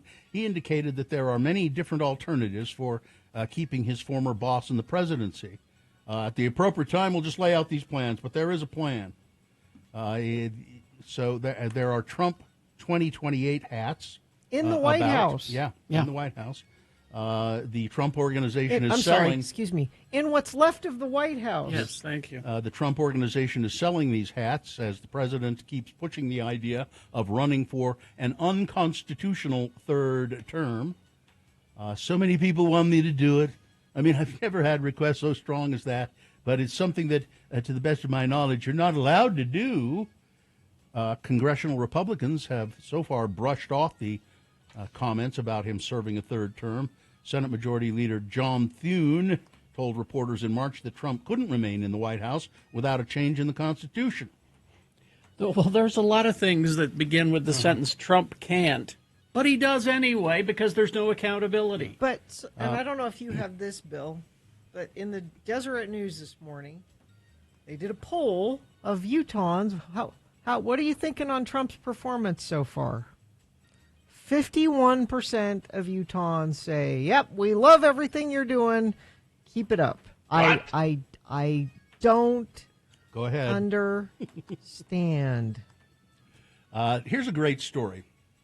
The Jazz basketball player Kevin Love. Did you see this? I don't know what you're going to... He said he did what he's done for a long time. He posted a meme about the biggest topic in the NBA. "My whole thing last year was like to bring comedy and relief to tough situations," said the 17-year NBA veteran. Right now, that topic is the shocking arrest of Miami Heat guard Terry Rozier and Portland Trail Blazers head coach Chauncey Billups. Both have been charged with gambling fraud. Rozier allegedly tipped off bettors that he'd be leaving a game early, encouraging them to bet the under on his player props. Billups, meanwhile, allegedly cheated in poker games in cahoots with mafia crime families from New York. So Mr. Love Kevin Love made a meme showing Billups and Rozier photoshopped together in the style of a couple who went viral after a Coldplay concert earlier this year. Okay. Remember that? Yeah. So he posted a picture like that. That prompted a comment response on Instagram from Portland guard Damian Lillard, who said, "Hey, Love, that's really weak," among other choice words. Love and Lillard talked on the phone after that, and Love deleted the post because we all know they are going through it, he said. He explained the call with Lillard at the Jazz's morning shoot-around. Damian is somebody I've known a long time. I have a lot of respect for. I think his mindset was, and I agree, whether they're right or wrong in this situation, we don't know what's going to happen. They're innocent until proven guilty. And Damian talked me from pulling that meme away. He said, it's really not fair of you to do that. And I think I agree with him, and I shouldn't have done it. And I just think it's neat that Damian Lillard said, "Hey, man, come on." And Kevin Love, "Oh, yeah, you're right." Yeah. I thought it was funny, but I understand that not everybody else is going to be with it, and so I pulled it away. Let's see. And finally, this story. The Headless Horsewoman. What? The Headless Horsewoman of Eagle Mountain. There are perks. With no head, you work anonymously. You get to ride a horse, and then there's the young fan base. There is a woman in Eagle Mountain. Her name is Lisa Miller, and she goes around as the Headless Horsewoman. Like on Halloween? Like where? Like at a fall festival? At a what? She goes around. Oh, it is not. It's not. Her name is Tiffany Ulmer. She teams up with other headless horsemen. They break out of character for a few minutes to talk about what's going on. So they go around town, and you see them the week. We have before one Halloween. there's one in Salem. Oh, is there really? Yeah, that shows up every now and then. Yeah, is it a man or a woman? I don't know. It's my favorite Halloween character. The Headless Horseman, even more than Chainsaw Guy. Well, he's a real person. He's not a character. Well, he's kind of a character. I mean, he's a real person, and he's a real character, too. You know what I mean? All right. That's all I have. Weather, traffic. 46 right now. Not going to get a whole lot warmer than that today. 50 for a high. We've got spotty sprinkles in the morning. Then things clear out. And because they clear out, that means no cloud cover overnight tonight. And that means we could have our first freezing down here in the valley night tonight. Tomorrow, 52. Let's see. We do warm back up into the 60s, though, for the later part of the week, it looks like. Traffic, let's see. Friend of the program says I-15 southbound is a parking lot right by the refinery. Looks like there are several different accidents in that same area there. Thank you for sending that in. UDOT is saying westbound I-80 Bangor Highway, milepost 116. Crash south Antelope Drive, 20th West. That's out to Syracuse. Crash northbound I-15 SR92 Timpanogos Highway in Lehigh. Crash southbound Beck Street at the ramp to go southbound I-15. That's probably part of what all those issues are by the refinery there. If you can give us a little more details about what's happening there or anywhere for that matter, you can text us 33986. Is your furnace ready for winter? Get ahead of it with Larson HVAC and Plumbing. Now through October 31st, you can enter to win a brand new furnace at larsonhvac.com/X96. Here's boner candidate number 3. Mike Lee has introduced another bill that will probably not become a law and was introduced by Mike Lee so he could show us just how MAGA he is. Senator Mike Lee has introduced the Fair Air Enforcement Act. What? With a goal to protect Americans from lawfare by climate extremists. What? The act would amend Section 304 of the 1970 Clean Air Act regarding citizen lawsuits. It would require lawsuits over Clean Air Act violations to be brought by state governments, effectively eliminating private citizen enforcement. Climate extremists are weaponizing our judicial system against Americans and their small businesses, Mike Lee said. It's time for this to stop. Americans deserve the freedom to do as they please with their own property without fearing crushing regulations. This is about the rolling coal thing. Yeah. This is about that whole thing. He continued, the Fair Air Enforcement Act will prevent partisan political groups from abusing the legal process to drag private citizens and industries through frivolous lawsuits. In a newsletter, the National Environmental Law Center explained its central mission since its inception in 1990 has been to pursue environmental civil suits. The center has brought over 100 enforcement cases on behalf of citizen groups and secured more than $200 million in court-ordered penalties and pollution reduction measures. Congress amended the Clean Air Act to allow citizen suits out of a fear that state and federal government agencies would not fully implement or enforce the nation's environmental laws, which we have seen. They do not, they will not. Yep. It's bad for business. They continued. Congress included citizen enforcement provisions to supplement agency efforts to keep regulators honest. The Clean Air Act regulates air emissions and authorizes the Environmental Protection Agency to set up national ambient air quality standards. Pollutants regulated by the standards include ozone, lead, carbon monoxide, sulfur dioxide, all of them. The Act also regulates greenhouse gas emissions, including carbon dioxide, nitrous oxide, methane, and hydrofluorocarbons. But Mike Lee, he says that this is weaponizing the Environmental Protection Act, and I'm going to introduce this legislation to stop it. He's introduced another bill that probably will not become a law, and he introduced it so he could show us just how MAGA he is. Boner candidate number 3, Mike Lee. All right, let's review the first two and vote. Wish he'd do something productive. Boner candidate number 1, J.D. Vance is just a bad person. Vance commenting on Zoran Mamdani's comment that his aunt had to stop taking the subway after 9/11 because she didn't feel safe wearing her job. He didn't say that she was a victim of 9/11. No. But J.D. Vance says, well, according to Zoran, the real victim of 9/11 was his auntie, who got some allegedly bad looks. Come on. Boner candidate number 2, just some kid fooling around, I guess. Investigators in Alpine, Utah, somebody has altered a sign, a traffic sign there, electronic traffic sign there, to display a racial slur, and also apparently in connection with a local high school athlete, linking that slur to the athlete, I'm guessing. That's Boner candidate number 2, and Boner candidate number 3, Mike Lee. All right. Time to vote for Boner of the Day. 1, 2, or 3. Remember your candidate number. Which one is the worst? Which one do you think should win Boner of the Day? 1, 2, or 3? Take that candidate that you think should win, that single digit, put it in the message of a text, and then text it to 33986. Or you can call Katie in the producer's booth at 877-602-9696. She'll take your live voice vote. Or you can go online, x96.com, look for the box that says Boners, October 27, 2025. Click and vote. If you don't see that box, refresh your browser. It'll appear. Click and vote. All right, we'll have your winner here in about 3.5 minutes. 8 o'clock, Bill Frost telling us what's on TV this week. We got Beat Gina coming up. Stand by for all of that.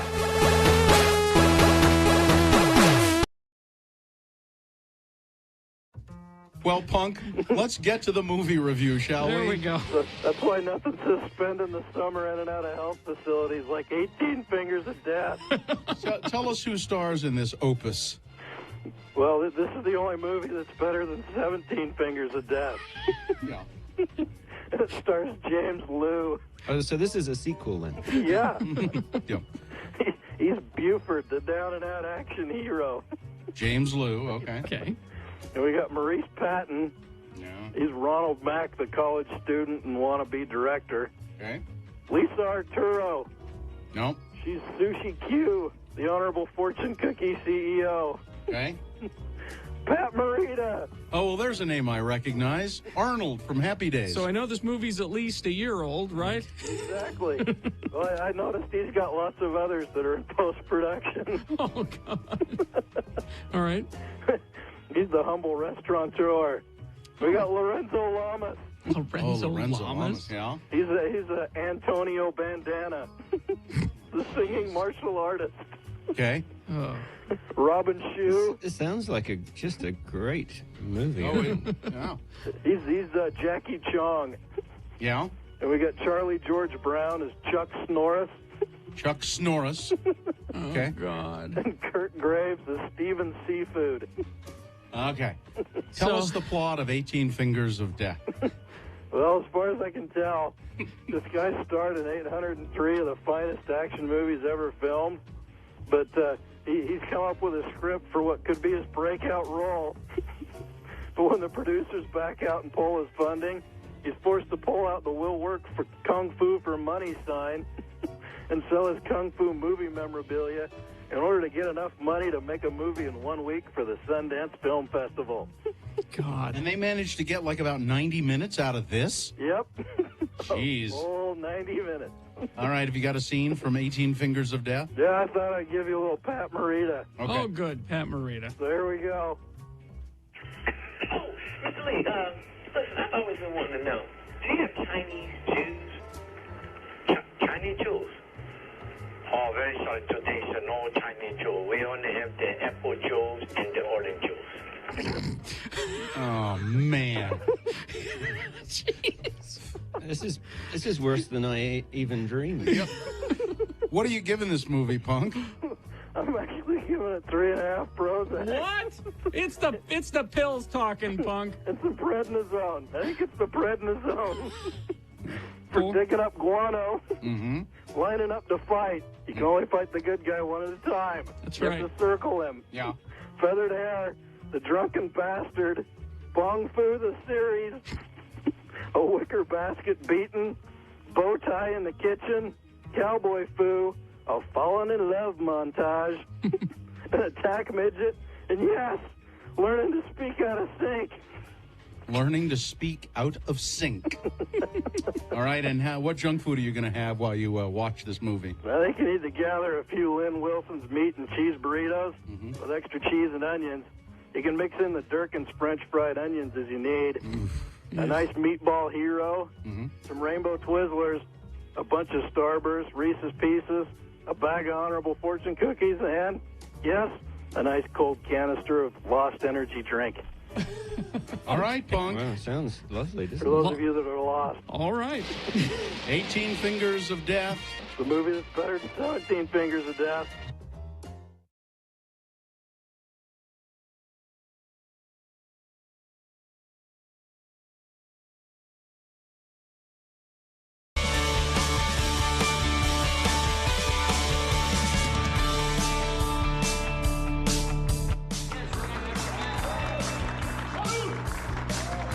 All right, 7:48. It's time to award Boner of the Day. And the Boner of the Day is brought to you in part by Poke Chops with mustard, cream sauce, and some roasted cabbage.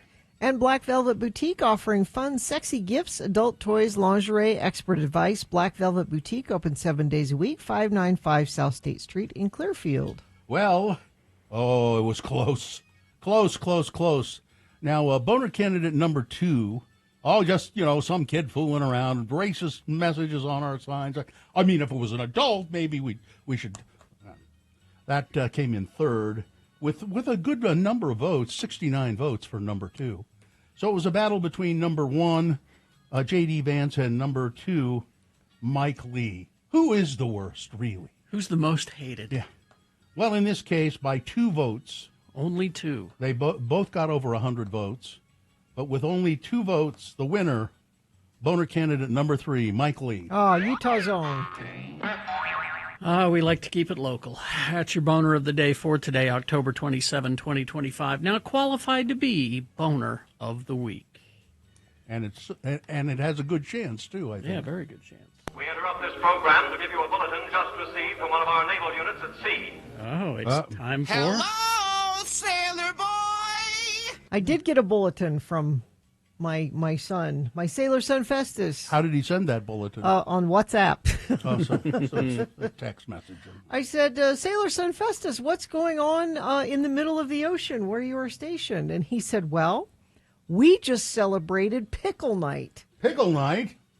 That sounds like it's right up my alley. So you know how I love pickles. So Diego Garcia, where he's stationed, is a British territory. And so not only do they celebrate American holidays, they celebrate British holidays. Very small little island in the middle of nowhere. And I think we talked last week about how the Battle of Trafalgar was last week. It's a famous British battle between the French Spanish. and the Spanish and the English, British. And apparently, and I sent some pictures to Dawson that I hope he puts up there. So this is the pickle celebration, pickle night. Why do they have a pickle celebration? So the ship that was part of the battle at Trafalgar was the HMS Pickle. So they have a pickle night celebration where, if you go to x96.com/live, you can see some pictures. They dress up in their dress whites, and they have a fancy dinner. The commemorative dinner is a grand affair, including the parading of the beef. I'm all for that. Where they bring out beef Wellington. Parade the beef. The parading of the beef. Dessert is chocolate ships, known as ships of the line. So I guess they're chocolates shaped like a ship. Okay. So Festus is like, it was great. We got all dressed up, and we went to this fancy dinner. Now, do they eat pickles? I asked it, and he said no. There were no pickles to eat at pickle night, which there should be. yeah. I think. I mean, the tablecloth is green, which suggests pickles. Yeah. So he's at this fancy dinner. Now, Festus, of course, is a medical provider on the island. Oh, please tell me he had to Heimlich somebody. Well, he was on call. It was his night on call, and he's sitting there having a nice beef Wellington dinner in his dress whites, and he gets a call. We've got a belligerent drunk person that needs to be sedated. Could be a sailor? A Another sailor, yeah. So you need to report to the medical clinic. And Festus is like, I'm in my whites. I'm in my whites. He's going to vomit on me. I know he is. He said, how far out are you? And they said about 10 minutes. And everything's really close there. And he was like 2 minutes from his apartment. He's like, I'm going to run home and take off my dress whites. Yeah. He should have just put on an apron. Do you have the next photo there, Dawson? Oh, that's a later one actually. There we go. He's in the medical clinic with another medical provider who did not get out of his dress whites before he went in there. Now the picture that he sent me, I have cropped it. Are they is there a sedated patient lying on the table? Yes, with vomit all over him. Why'd you crop it? Because nobody wants to see that. I do. I cropped it. I just wanted to see, what he had to work with there. And he said this guy was just belligerent and throwing punches and spitting and yelling. And I said, "What fun!" And I said, "So how was he the next morning when he woke up?" He's like, "Oh yeah, he felt really bad." I'm sure he did. He felt really, but they had to restrain him, tie him down to the bed, and he said getting an IV in him was just almost impossible. CMed Dave says there's enough alcohol consumed on pickle night to constitute the pickling of one's inside. Probably. And I said, do you deal with this kind of thing a lot? And he said, well, sometimes. He said, sometimes the drunk guy, he's like, the other day we had a drunk guy that was passed out in a ditch, and they brought him in, and he was like the apologetic drunk. I'm so sorry. I'm just so sorry. I was tired. I'm just so sorry. He also at Pickle Night, they got some challenge coins, which I also sent a picture of too. Ooh, nice. And it says it's celebrating Pickle Night. It says it right on the challenge coin. Yeah, nice. and then that the other side of it is the shape of the island. So they got those challenge coins, and then the last picture there. I tried to send Festus a gift because he said you can send things here. Okay. And so I tried to send him. You tried to send him a little Asian girl, didn't you? No. I tried to send. So he said, "Mom, I got my own office here in the medical clinic." And so I was trying to send him I thought it'd send him some things from Utah to decorate his office with. I was trying to send him a Utah mouse pad or something, and and he said Amazon will deliver here. So I went on to Amazon and they will? Yeah. 2 or 3 different things. Well, that's what I was trying to see is if they would send him something. 2 or 3 different things I tried to click on and send. And when you're filling out the address, there's a line there that says, "Are you in the armed services?" Well, oh, okay. So, but for some reason, they won't send just anything. So I tried to send a few things, and they're like, we will not deliver this to that. So the only thing I could find that they would deliver that was a Utah thing was a bag of those Utah truffles. Oh, yeah. You've seen those in the, they're like Utah brand truffles. And the little chocolate? Yeah, little chocolates. Mm-hmm. And for some reason, that, out of everything I tried to send, they're like, okay, we'll send that. And this is Festus's picture letting me know that, yes, your Utah truffles have arrived, and we were enjoying them in the clinic. So I now know I'm able to send maybe some things. These are his shipmates here? Yes. So are there British, because it's a British protectorate, does that mean there are a lot of British? There are British soldiers there. Soldiers yeah, there and as they're well? like British, like the police force on the island is British. But military. What's all this then? Yeah. Yes. Like when Festus sent me a picture showing me he got a bike, and there was a bike helmet hanging on it. And I said, I'm so proud of you. You're wearing a helmet. And he said, well, I have to, because the British police will give me a 500-pound ticket if I don't wear my helmet. Listen, this is all great on Navy Day and everything. Okay. But he grew his mustache back. Yeah, I was all gonna right. say- Well, you know, I think it's because he doesn't want people to look at that haircut. Maybe. I was going to talk to, I don't know why he insists on. Yeah. The standalone mustache. None of there are three guys in that picture. The other guys, not one of them has a mustache. Yeah, They're all I don't clean. know, honey. Mm-hmm. I don't know why. Let's get this taken care of. Sailor boy! Okay, we are having some issues this morning.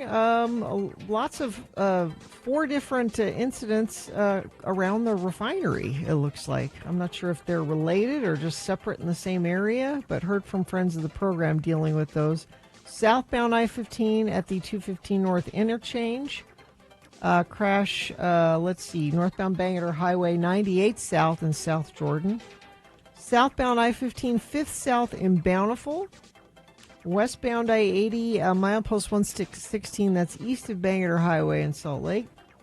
Antelope Drive, there's a crash in Syracuse, 20th West. And northbound I-15 Timpanogos Highway in Lehigh, there's a crash there. Spend Halloween with Salt Lake Film Society. Finish the spooky season with Rocky Horror Picture Show events Thursday, Friday, Saturday. Get any tickets that are still available at slfstix.org. All right, KXRK Provo, we will take a break after these messages. Bill Frost will be here to tell us what's on TV. Stand by for that. RandLife.com/X96. Yes, a local mortgage company, Rand Life. They have their fingers on the pulse of the mortgage business here in Utah, and right now Rand Life knows how to get this state of Utah money there, because Utah's giving out this down payment assistance money, $27,500 up to that much to help you buy your home. Now, I've worked with Rand Life in the past; they do a great job. They make sure everything's clear and up above board, and most of the stuff you can do online, like you have to sign a bunch of documents and all. No more going into the office. You can do it all online, which is great. So if you want to access some of this money and find out how Rand Life can help you buy a new home, go to their website, randlife.com/X96. They can answer all of the questions you might have there, and it's just a great mortgage company. I think you'll have a great experience with them. randlife.com/X96. I have a 7-year-old, so exactly, who's starting competition soccer. Say goodbye to the rest of your weekends for the rest of your life. That's what I'm saying. It all starts tomorrow. They have a tournament tomorrow. Mm-hmm. They have a game at 11. No, they have a game at 2. They have a game at 7. Mm-hmm. Friday, they have a game at 11. And we're going to be up at Snowbird, so somehow I have to get from Snowbird to... This is going to be... This is my life now. I would suggest using your car. I think you would use your car. Let me ask you a question. Was it his idea to play Yes. soccer? Oh, yes. Okay. Because that's when you need to have the talk with him and say, look, okay, I understand you want to play soccer, but guess what? Mommy is saying goodbye to her weekends now because of this. It's a huge commitment. It's expensive. Here's what you do. And it's a huge commitment. I'm sure if you search around, You know how you have found a person to do almost everything for you. Rather than clean up the dog crap in your yard, you have found a person who will do that for you.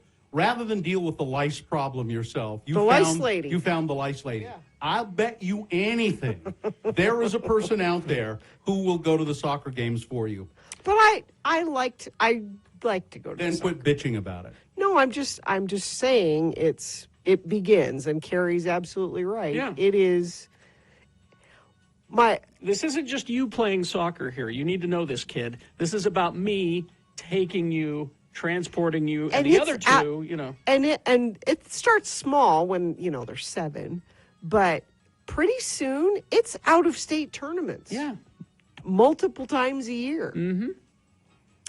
It's a huge which is really kind of ridiculous if you think about it. Here's Out how- of state tournaments, Yeah. really? Yep. For 7-year-olds. Yeah. Exactly. Here's how people catch the bird flu. By close contact with birds or bird droppings. Some people have caught bird flu by cleaning or pluck. Did you pluck any birds I while didn't you were on pluck vacation? anything. There was no plucking going on in the No. trailer? I guess it is kind of close quarters, the kids can hear. There's no plucking in the trailer. Mom, what are you doing? I'm plucking a chicken. Your dad and I are plucking a chicken. Keep plucking that chicken. Is that what they said? Yeah, Keep plucking we're- that chicken. It is also possible that some people were infected after swimming or bathing in water contaminated with the droppings of infected birds, and some, here it is. You've handled a fighting cock. That's That it. was it. That's what. That's it. You handled a I fighting have cock. to admit, I've handled a fighting. You handled a fighting cock. There have been a few cases where one infected person, caught the bird flu virus from another person, but it never has happened. It does not happen by eating infected animals. But I knew it was living amongst, it's not the mosquito bite, but No. it's living amongst them. And it happens a lot in Egypt. Our attorney, It does. Ed Brass says, sounds like your DNA dad is Marty Feldman because of your eye drooping and oozing. Mm-hmm. And then I've got another person who is saying, out-of-state tournaments? This is Gina's way of telling you that she'll be taking time off. Oh, I see. Yeah.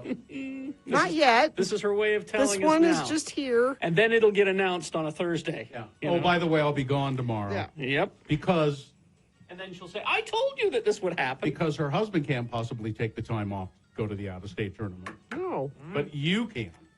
Because this job isn't. He as has a real important. job. Yeah, this isn't. This isn't a real job. No, not to you. It isn't.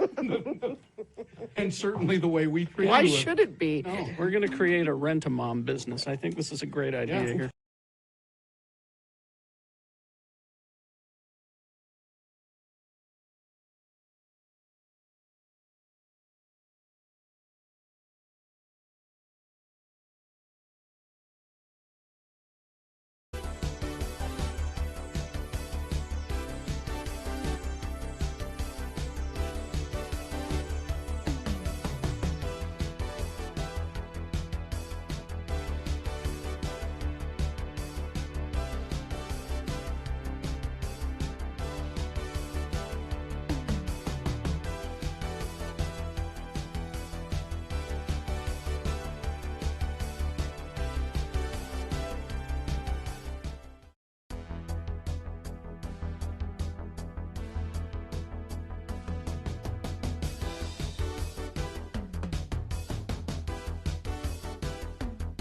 Hey, did they say whose wedding that was? I don't remember. Yeah. Okay. Bob in Syracuse has money to burn in Syracuse. Syracuse. Yes. All right. Is this a sponsored feature, Gene? Why spend stupid ticket prices for concerts when you can experience great live music for much less at Salt Lake's coolest, most intimate venues? Get spooky with the Dead Man's Dance Party at the State Room Friday, October 31st. Get tickets at thestateroompresents.com. Here's Bill Frost, William P. Frost. Mr. Frost is a writer. You can read his fine writing, City Weekly. I'm a true historian, man. A truth historian. Cityweekly.net is where you find that. Bill is a podcaster. He does the TV 10 podcast, and that's available wherever podcasts are obtainable. Yeah. And also, he's a musician. Magna Vega is the band, and you told me you got a gig on Halloween night. Yeah, at the Tailgate Tavern in South Salt Lake.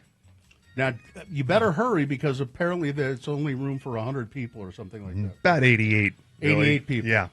That's not even counting the band. So it's very exclusive, I see. is what we're Yeah. saying. Uh-huh. Yeah. Limited. Yes. Yeah, limited. You can find all things Frost-related where? At BillFrost.tv. Okay. Not a lot of stuff, but some interesting stuff. Like Wednesday night, we have a new series on Apple TV. They dropped the Plus, no longer Plus. Oh, okay. So now they have several products named Apple TV, so don't get confused. Yeah. I'm really confused. Down Cemetery Road, starring Emma Thompson and Ruth Wilson. It's a thriller based on a novel from one of the writers of Slow Horses. And Emma Thompson plays a private investigator, bit of a character of a private investigator hired by Ruth Wilson to investigate the disappearance of a young girl in an Oxford suburb. This is a limited series. 2 episodes drop on Wednesday. I kind of have a thing for Ruth Wilson. Yeah. I'll watch anything she's in. Yeah. And on Prime Video, have a movie on Wednesday, Hedda. This is another adaptation of Hedda Gabler, this time starring Tessa Thompson. Oh. Yeah. Okay. From, from the Thor Yeah, she's Valkyrie. and the Westworld, which Yeah. good luck Yeah. finding Westworld anymore, remember? Yeah. That was one Wasn't of the that biggest a- shows in the world, and now you can't even find it. Yeah, but they pulled it off of HBO. Oh, so they don't have to pay those residuals. Exactly. Really? Oh, yeah. It's on Tubi or something like that. Yeah, you have to watch one of those channels all the time and Did wait they- for it to come by. So they completed it, right? Yeah. I mean, it was sort of. Well, they ended kind of early. They Yeah. had to wrap up quickly, but yeah. That's on. Also in there, Imogen Poots and Tom Bateman. Also on Wednesday on Disney Plus, Star Wars Visions Season 3. Starts up. This is different anime studios taking on Star Wars stories. On Thursday, The Witcher is back. Kind of. But it's a different Witcher, right? It's a Hemsworth now. Liam Hemsworth is now the Witcher. Henry Cavill is out of there. And supposedly there's something in the book series that can explain why someone is different. A wizard did it. Yeah, there you go. That's the answer for everything. Easy enough. Yeah. So this is a season 4 of 5. 5 will be the final one. So he's only got to do it for a little while and wear that wig. On Friday in sports, WWE SmackDown live from the Delta Center. Oh, thanks. That's a sport. Yeah. Okay. And on Saturday, You said Saturday that- Night's Live's main That's at Delta Center. Delta Center, yeah. And Saturday, WWE Saturday Night main event, also from the Delta Center. They're doing a 2-nighter. Really? Yeah. Huh. Well, there were that many wrestling fans around. There are. Okay. And Saturday Night Live, hosted by Miles Teller. What's he doing I think he's got a movie coming out. Is he in Running Man? No. No. I think that's Glenn right. Powell. Oh, that's right. And musical guest, Utah favorite Brandy Carlisle. They love her here. Oh, yeah. Okay. On Sunday, a very critically anticipated series from Rachel Sennott, who did Bottoms and Shiva Baby, called I Love L.A. on HBO and HBO Max. It's basically about a group of young friends in L.A. That's the basic premise of it. And what I've seen of it, it's filthy. Okay. And also in here are Josh Hutcherson and guests like Elijah Wood and Leighton Meester show up. And the first season will run all the way through December. And also on Sunday on MGM Plus, somebody has it, Robin Hood. We have a new Robin Hood series. A series. A series, yes. Right. Who is... Nobody you know except for Sean Bean, who I believe is the sheriff of Nottingham. Perfect. Oh, okay. He'd be good, yeah. Oh, yeah. He's really good for that. Yeah. And that's on MGM Plus. I'm sure you can probably get a little preview of it on Amazon Prime Video, and then they'll yoink it from you. Yep. And say, sign up for this if you want to see the rest of it. That's what they do. Yeah. Exactly. And like Bill was talking before we went on, The Lowdown on FX, loving it. Quite enjoying it. Yeah. Yeah, I started out, I was kind of iffy on it, but it just, Either I got better or it got better. I'm not sure. I was hooked right away. It reminds me of like if the Coen Brothers had a TV series. Yeah. That's kind of where I'm coming from. And the soundtrack is amazing, just like this all this old country, and and I think we're coming close to a finale here. Also, I finished up. Mrs. Frost started this, and I started watching it with her. Wayward on Netflix, starring Toni Collette. How is that? It's what's it about? It is about a very culty reform school in the Vermont woods, next to a small town, and the head of this school, or cult leader, if you will, is Toni Collette. And they take in kids, and they have very shady methods of making them straighten out. And the whole town is kind of like part of this whole deal. The town is populated with former graduates from this school. Yeah. And it's created by Mae Martin. They're a comic, very short hair, and you know who I'm talking about. Yeah, she created this series. She stars in it, and she wrote most of it. Really? Yeah. Oh. And who's showing it? It's on Netflix. Okay. And also just really always liking the new seasons of Loot with Maya Rudolph. Very good. Just like someone who's got too much money, but they're doing something, they're trying to do good with it. So there's one person who's not trying to, go to Mars. They're actually trying to help people here on this planet. And this is a fictional person. Very fictional. Yeah. And that's the week there. And go back to Lowdown. Kyle MacLachlan is just a great bad guy. I mean, he just exudes evil somehow. He's running for office. You look at him and you just go, ooh. Yeah. Ooh. Also like Ethan Hawke's daughter. She's pretty cool. Yeah. Yep. Somebody just texted in, Gina, have you watched Nobody Wants This? I want to know your thoughts. This is the Kristen Bell. Oh, you've talked about Adam it before. Brody. Yeah, it's a good show. It's a good, and the new season just came out. I like it a lot. Have you started the new season? Yeah, I've started. What's the premise of it? So he's a rabbi, cute. He's a hot rabbi. Okay. Walks into a bar. And she's a shiksa. Yeah. Yes, very much so. And they fall in love, and it's So what do we do? He would like her to be Jewish. She's not sure, but yeah, it's very funny. But now the season finale for the first season, though, didn't she agree to convert? Well, in the second season, she's like, "Did I say that? I thought I said we would." That was all the way last for season. now."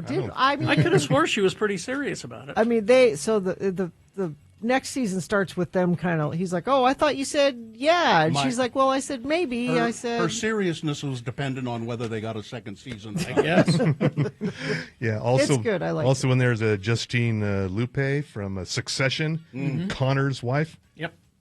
They're Remember her? Yeah, Remember yeah. Connor? Yeah. I'm trending in Alaska. Yeah, no, and I remember her from a Stephen King show before that too, where she played a kind of Aspie kind of. Probably, she's very funny. And Yeah. she's very funny. Thank I like you very it. much. Hey. Bill Frost, everybody.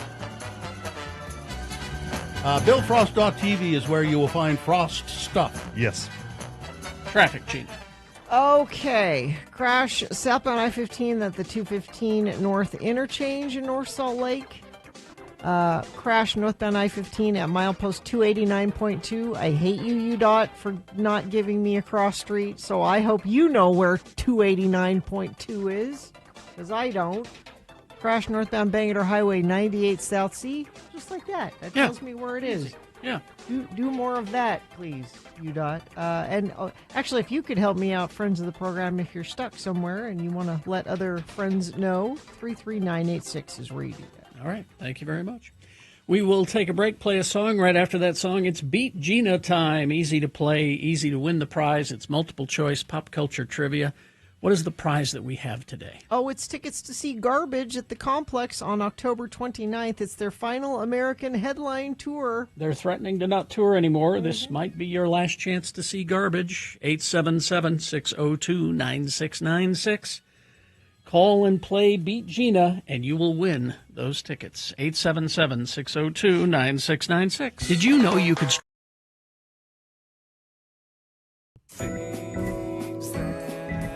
things that must go on the radio. Things that you would like to disappear from your life, things that you would like to make go. These are things that must go. So send them to us, things that are bugging you. Send them to radiofromhell@x96.com. Put must go in the subject line, and if we read yours on the air, maybe I might. It'll, at the very least, it'll probably make you feel better to hear it. All right?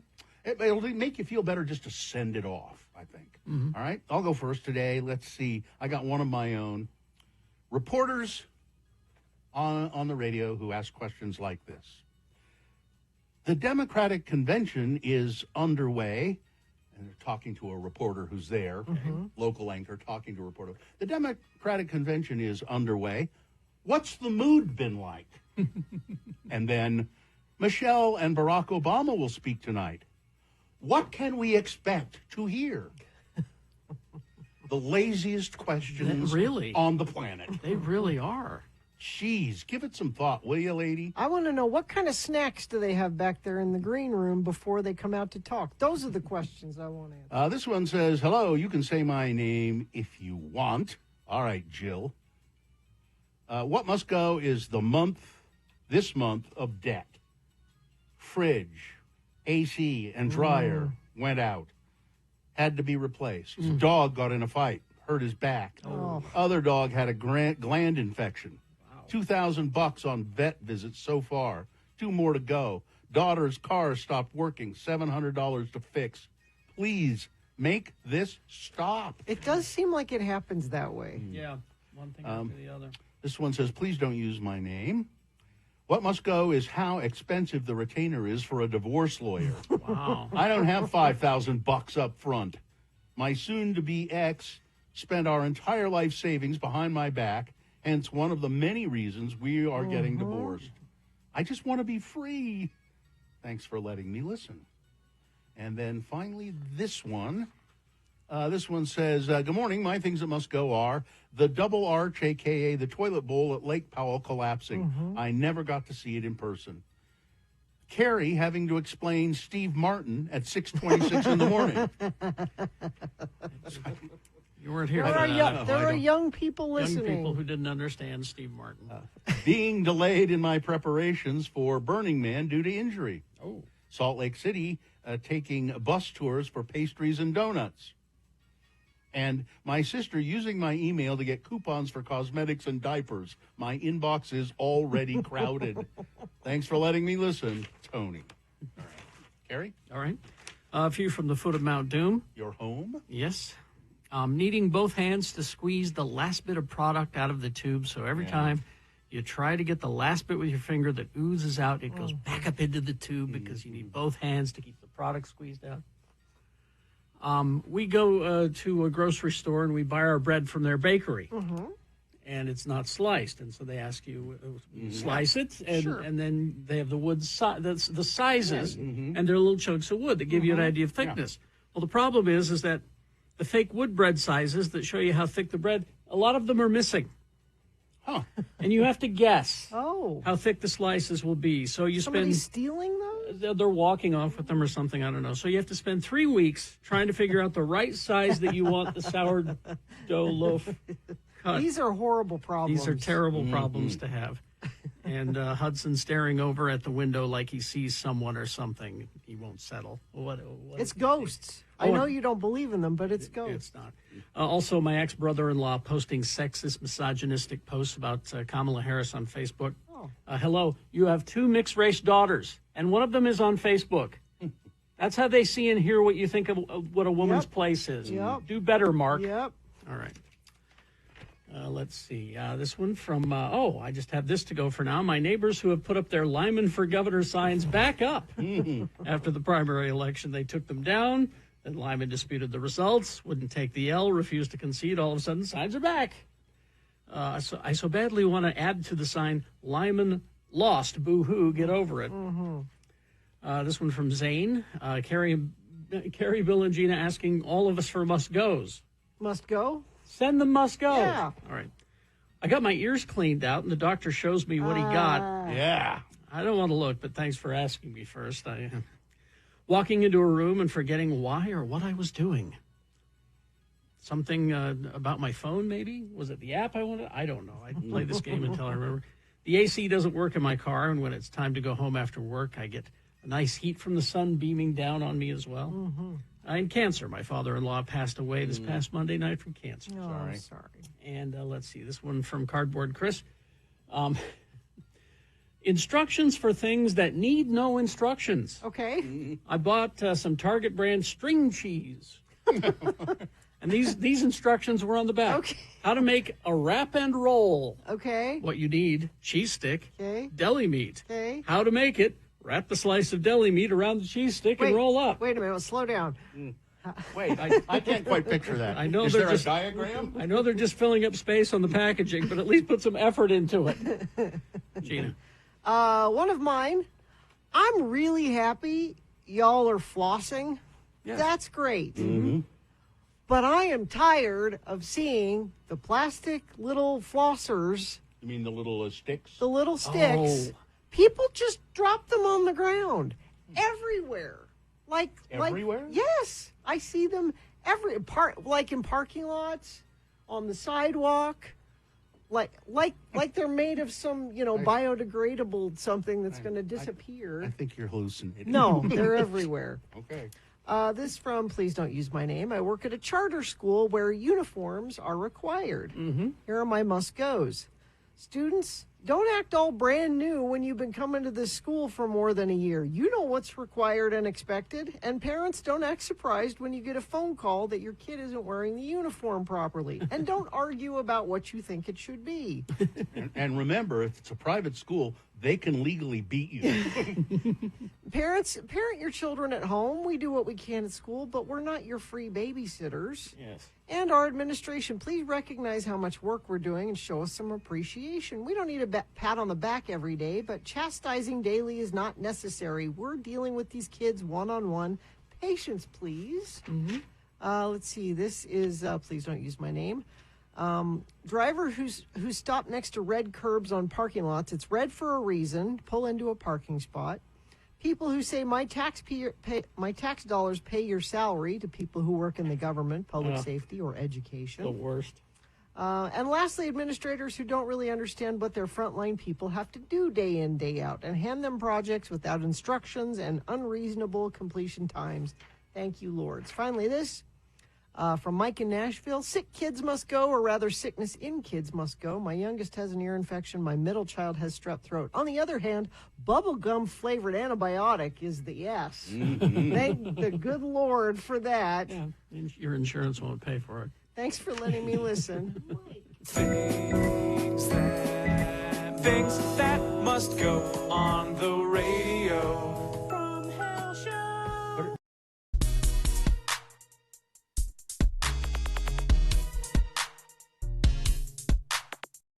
Oh, I'm sorry, Johnny. Thought we'd have your theme music ready to go here. Well, by the way, if people would like to go to x96.com/live, people have been asking what I look like. There'll be a picture of me. Here all we right. go. All right. Before we get to Beat Gina, I have a word for the gentlemen in the audience. So many of you have asked me, Johnny Ola, how is it that you have such fabulous hair? Oh. Well, the answer is simple. It's my hair cream. Oh. Vaseline brand hair cream. Wait a Holds minute. my hair in that healthy, just combed look all day long. You don't have to use your comb nearly as often when you use Vaseline brand hair cream because it's prepared from vitaminized oils. Vitaminized oils that give you that healthy, natural, just combed look. Hour after hour. It's good for both scalp and hair, too. Doesn't it look great in that picture? It looks like Vaseline. Vitaminized. Look for the jar with the green cap. It's Vaseline brand hair cream made with vitaminized oils. There it is. Vitaminized. And now, All right. here's a man who has that Hegseth look himself with never a hair out of place. Your host, Kerry Jackson. Is that just Vaseline? Is that all? That's all it is. This is a special. It's Vaseline hair cream. Vaseline hair cream. Vaseline brand hair cream. All right. It's not just Vaseline. I'll take your word It's for it, Johnny. Vaseline with vitaminized oil. Cash that check. I did. All right. The randomizer has picked a contestant. Gina, you'll be going up against Gemma today. Gemma, are you there? Yes, hi. Hi, Gemma. All right, we're going to toss a coin to see who goes first. It will give you the advantage in the game if you call it correctly, heads or tails. I will go heads. All right, let's see what happens.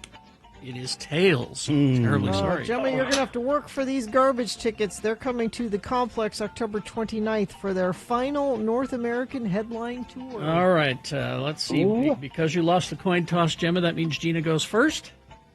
It's multiple choice, pop culture trivia. The first question she gets to answer on her own with no interference. If she gets it correct, she gets the point.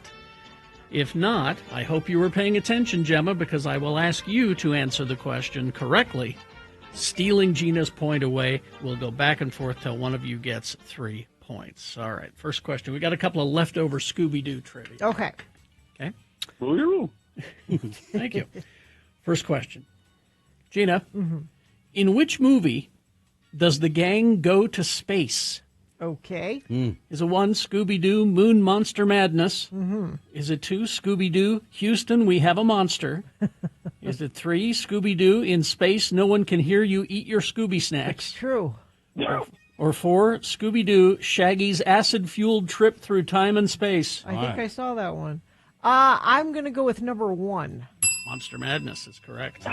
That's a point for Gina. Now we go to Gemma. Gemma, what kind of creature is Scooby's distant relative in Scooby-Doo and the Ghoul School?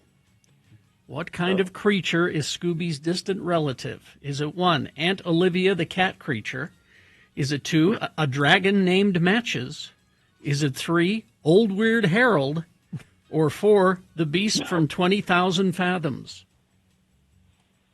Oh my God, I feel like these are all plausible. I'll go with number 1. Aunt Olivia the cat creature, she was in fact in a movie, but not the one that we're looking for. Gina for the steal. I'll go with number 2. A dragon named Matches. All right. Well, it's 2-0. I'm sorry, Gemma. Gina controls the question. This is probably, well, very likely could be goodbye. All right, Gina. It could be. Paranormal trivia. Okay. Which building, now a museum in Chicago, was once the source of a legend of a living devil baby? Okay. Is it 1, Mar-a-Lago? Is it 2, the Vampire State Building? Is it 3, Hull House? Or 4, World's Fair Hotel? Because Hull House is a haunted thing, but I don't know if it's that. So I'm going to go with the World's Fair Hotel. The H.H. Holmes Hotel? Yeah. Terribly sorry. Gemma, you're back in it. All right, I think it's got to be Hull House. It is. There I it is. gave that one to you, Gemma. Now, Gemma, you have a chance to tie it up. Thanks, Gina. All right. Okay. The famous Loch Ness Monster photo, the famous one, which showed a long neck and a small head emerging from the water of the Loch Ness, was revealed to actually be what? Is it 1, a large tree branch? Is it 2, a toy submarine with a sculpted head and neck? Was it 3, synchronicity? Or 4, my ill-tempered Scottish mentor, Roddy McStew? Synchronicity might be your best. That's not my answer. That just might be your best joke clue ever. I love it. 'Cause I love that song. Anyway, I'm so sorry. I will go with number 1. A large tree branch? No. Terribly sorry. Gina for the win. The toy submarine with a sculpture on it. That is correct. And Gina wins the game. Wow. So sorry, Gemma. Sorry, I Gemma. didn't get skunked. Yeah, you didn't get skunked. You got a point. And that's and that positivity is worth something, I think. Even though I beat you, I'm going to give you these garbage tickets anyway. How about that? Unprecedented, Gemma. Awesome. Thank you, Gina. I love garbage. All right, hang on the line. I got to go. I got to run home. I forgot my comb. Oh, my. All right. right, big boy news now, brought to you by Laser Halloween is lighting up the night. Hear Thriller, Ghostbusters, and more in a bewitching show for all ages. Tickets are on sale at Clark Planetarium through Halloween. Don't miss this frightfully fun time. All right, Carrie, story for you. Yes. New Jersey monkey sightings. Oh, I heard about this. Apparently it was a hoax. Oh, man. Newark authorities have determined that reported monkey sightings around the city stem from a social media hoax featuring AI-generated content. Public Safety Director Emmanuel Miranda confirmed that police received reports Thursday morning about wild monkeys loose at Georgia King Village. Animal Control had received similar calls about monkeys roaming Newark streets. Officers conducted searches in reported areas. I don't see any monkeys. Miranda told WPIX-TV, officers have not located any monkeys. Any photos or videos posted on social media regarding this incident are likely AI-generated. Monkeys! The investigation concluded, unfortunately, the sightings, Carrie, unfortunately. It's tragic. The sightings were fabricated. I want real monkeys. Monkeys! Well, let's see. Let's move to this story. As tens of thousands of Utahns brace for the loss of a supplemental nutrition assistance program, that's SNAP benefits, food stamps, due to government shutdown, the state is clearing up some important information. The Utah Department of Workforce Services informed SNAP recipients this week that if the shutdown continues, they will not receive any food stamps for November. However, they announced Saturday that if people have a prior balance in their SNAP account, they'll still be able to use that balance to buy food after November 1st. According to the department, approximately 86,000 Utah households rely on SNAP benefits, which are 100% federally funded. The state offered contact information for those who need assistance during the SNAP pause. There are there are places you can call for assistance. Call 211 for information about food pantries, meal sites, and other available resources. 211utah.org for food pantry locations by geography, and utah.org for emergency food resources. So 86,000 households rely on these SNAP benefits, and a lot of people are going to be going without food. And I would ask you to consider that 51% think Trump's doing a great job, a poll result that Gina had earlier. Yeah, that, and most of those people have jobs. Yeah, oh yeah. They have jobs that don't pay a living wage, They don't pay and so enough to- they have to get on SNAP, and that's by design by these corporations. You're going to have more people going to the food banks. If you are in a position to help, you can donate online. Like you can donate money online. Yeah, you don't even. I mean, Oh. if you don't have time or to take food to the food bank, you can donate money online. Developers behind a proposed mixed-use tower east of downtown say that they plan to find ways to mitigate impacts to a neighboring historic church as their project receives support from the Salt Lake City Planning Commission. Members of the Salt Lake City Planning Commission voted 7-1 to favorably recommend a request to rezone a large parcel at 265 East, First South in Central City neighborhood from form-based mixed use to Central Business District. Well, there's all these zoning. We don't need to know about that. They've gone ahead and pretty much approved this high-rise being built there, just east of Harmon's. I think that would be. Oh, that's kind of been a empty lot. Is it that lot? There is a big empty lot there. Future development agreement appears likely for the project, which would include construction mitigation language to protect the historic St. Mark's Cathedral. It must be that lot. Following concerns raised by residents and representatives of the neighboring church during the meeting, Silverado Management requested the rezoning on behalf of Raven One LLC, a part of the Cumming family that owns Snowbird, which owns the 3-story commercial complex along First South. The complex is only half occupied, and the family determined that it would be better to redevelop the property rather than bring the aging building up to technological standards that businesses want in office spaces today. So they're talking about a building that's already there. I don't know.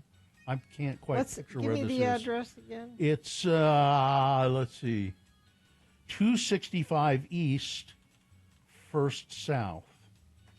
265 East, First South. So I'm just going to Google map it. Trying to see what's there. The proposal calls for what? It's the building right next to the church, and it's just an office building. It's an old office. So probably some you can't even picture it because it's just a nondescript. Yeah. So it's not that vacant. No. It's east of the church then. Yes. Okay. I can see the church in the picture, and it's east. And church representatives and parishioners say they understand the project's need, but they're concerned about the height's impact on the church's solar generation. Oh, yeah. And also vibrations that are expected as demolition and construction moves forward. So they're trying. The church is trying to be cooperative, but they say there's some problems there. Suspects have been arrested in connection with the theft of the crown jewels from Paris's Louvre Museum. The Paris prosecutor said yesterday, a week after the heist of the world's most visited museum stunned the world. Prosecutor said that investigators made the arrest on Saturday evening, adding that one of the men taken into custody was preparing to leave the country from the airport. French media said that two suspects had been arrested and taken into custody. Paris prosecutor Laurent Bacot did not confirm the number of arrests, but did not say whether any of the jewels had been recovered. I guess there was DNA on a helmet that they left behind, and that's how they tracked them down. Also, don't you watch any movies? You're supposed to lay low. They're going to be looking for you at the airport. Exactly. You lay low. Flights departing for Los Angeles International Airport were halted briefly due to staffing shortages at a Southern California air traffic facility, according to the FAA, when the agency also reported staffing-related delays in Chicago, in Washington, and Newark, New Jersey. The FAA issued a temporary ground stop at one of the world's busiest airports soon after U.S. Transportation Secretary Sean Duffy predicted that travelers would see more flights delayed and canceled in the coming days as the nation's air traffic controllers work without pay during the federal government shutdown. Let's see. Finally, this story. How much time do we have here? That'd be a good place to end it. Let me do this one short story. Yeah. Austin Butler is in talks to star in Joseph Kosinski's reboot of Miami Vice for Universal Pictures. I can see it. Him and Michael B. Jordan. Michael B. Jordan as Ricardo Rico Tubbs. Of course, Butler would play Sonny Crockett. The suave Florida detectives, portrayed by Don Johnson and Philip Michael Thomas. Is he still around? Oh, yeah. Michael Thomas? Oh, yeah. Really? In the classic 80s TV series. Yeah, now would it be like a period piece? That's what I'm wondering. Or would it be like a modern-day Miami Vice? Colin Farrell and Jamie Foxx played the roles in the first big screen adaptation, Miami Vice, directed by Michael Mann. I don't know. It doesn't say here. Make it an 80s and make it a comedy. Miami Vice was a pretty good show. I remember G. Gordon Liddy being a villain on it, and he was like in 2 or 3 episodes. Oh, there's a ton of... He had a necklace made out of human ears. Yeah, go take a look at a list of guest stars on that show. You'll be shocked. There's so many people. Yeah, that are guest stars. people really wanted to be on it. Yeah. Give me a guest star on Miami Vice. But yeah, make it in the 80s and make it a comedy. That would be hilarious. Anyway, there you go. Sports, weather, traffic. Well, Utah's going to get another close-up on the National College Football stage, with ESPN announcing its College Game Day program will air live from Salt Lake City ahead of Saturday's Utes game against Cincinnati. The 24th-ranked Utes and 17th-ranked Cincinnati will face off at Rice-Eccles Stadium at 8:15 p.m. This is the third time for Utah College teams after Fox brought its big noon kickoff show to the state on September 20th for the Texas Tech game we want to forget about. And, that other game we want to forget about, the Holy War. So here's my thinking. This is not a curse when they come to town. Okay. This is, we're due. We're due for a good win when the nation is watching. And I think it's supposed to be a blackout game, which I also think is a positive. I am choosing to view this as a good thing, not a bad thing, that they're coming to town. Major League Baseball, World Series. They're in L.A. tonight. Toronto Blue Jays and the Dodgers, they are tied at 1 apiece. Jazz are home tonight to the Phoenix Suns. That's at 7 o'clock. And Monday Night Football tonight, you've got the Commanders and the Chiefs at 6:15. That is your sports. Weather. Well, it's 48 right now, and it's only going to get up to 50 for a high today. So this is about it. It's about as good as it gets. Spotty sprinkles this morning. That will clear out later in the day, and those clear skies mean it will be very cold overnight. We could see our first valley freeze overnight tonight into tomorrow. What? We do, yeah. We do warm up to the 60s. Speak up, Gina. even mid-60s, it looks like, by the end of the week. But if you're wondering about Halloween, it looks great. Looks mostly dry and a high of 60. So that's going to be a good for whatever you got going on Friday. My mom made me wear my coat over my costume. Yeah, I don't think you're going to have to do that this year, which is nice. Let's see. Traffic.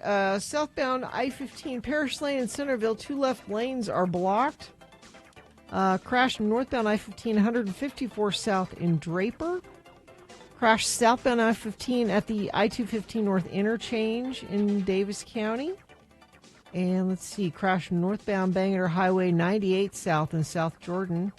You can always send us what you're seeing out there on the roads. Somebody says accident where 7th East turns into Van Winkle just west of 9th East. Thank you for sending that in. Infinitine 33986. Do you or someone you love struggle with addiction? Help is out there. Renaissance Ranch is one of Utah's best addiction treatment centers. They accept most private insurance and Medicaid. Schedule a free consultation at renaissanceranch.com. All right. We'll try to squeeze some geek news out after these. Also, the Boner Recap game is coming up. Stand by for all of that. It is the 23rd century. Humans have left the lowly confines of planet Earth and have sought their destiny among the stars. While many things have changed, one constant remains: the need for young men to venture forth and do the work of the Lord. This is the tale of 2 such men who at the age of 19 have answered the call of their general authorities and are embarking on a 2-year mission to spread the gospel throughout the galaxy. This is the story of Space Elders!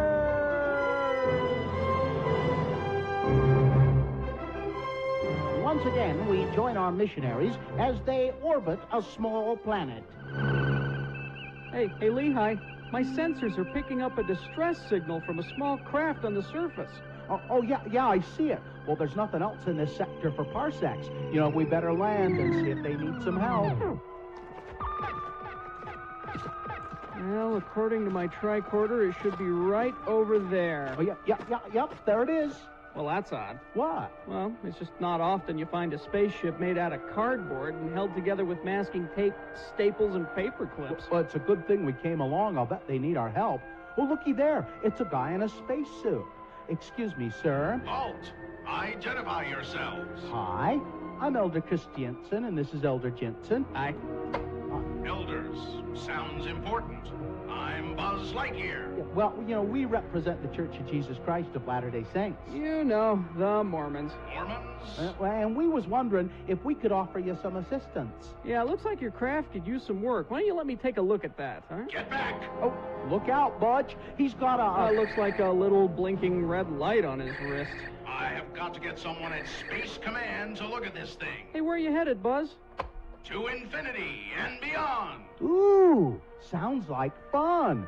That's a nice spacesuit you got there. Hey, what do these buttons do? Please, don't push the buttons on the suit. I am Buzz Lightyear.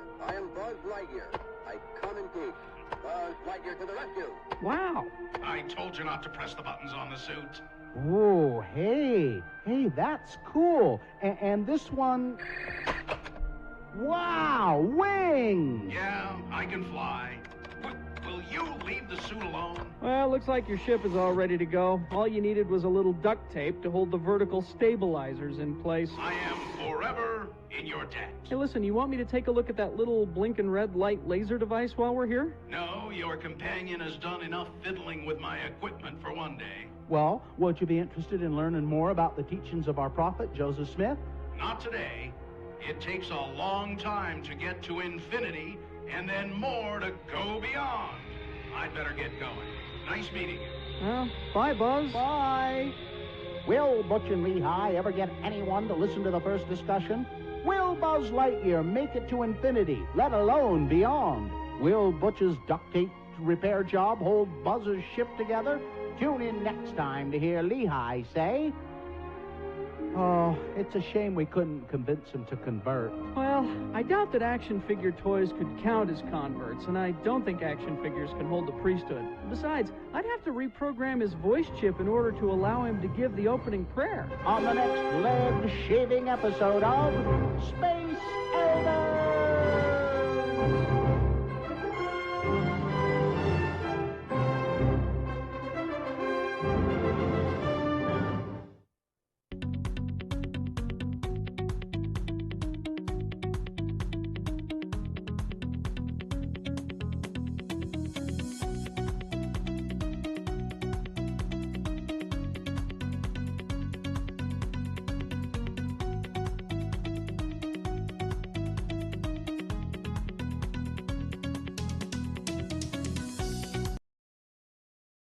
We get into geek news. Do we want to talk about that Sure. mixer thing there? Yeah, go to x96.com. There's a banner at the top, and one of those squares says Radio from Hell Bowling Mixer. What? We're doing a bowling mixer? We are, Bill, November 8th at Ben Lomond Lanes up to Ogden.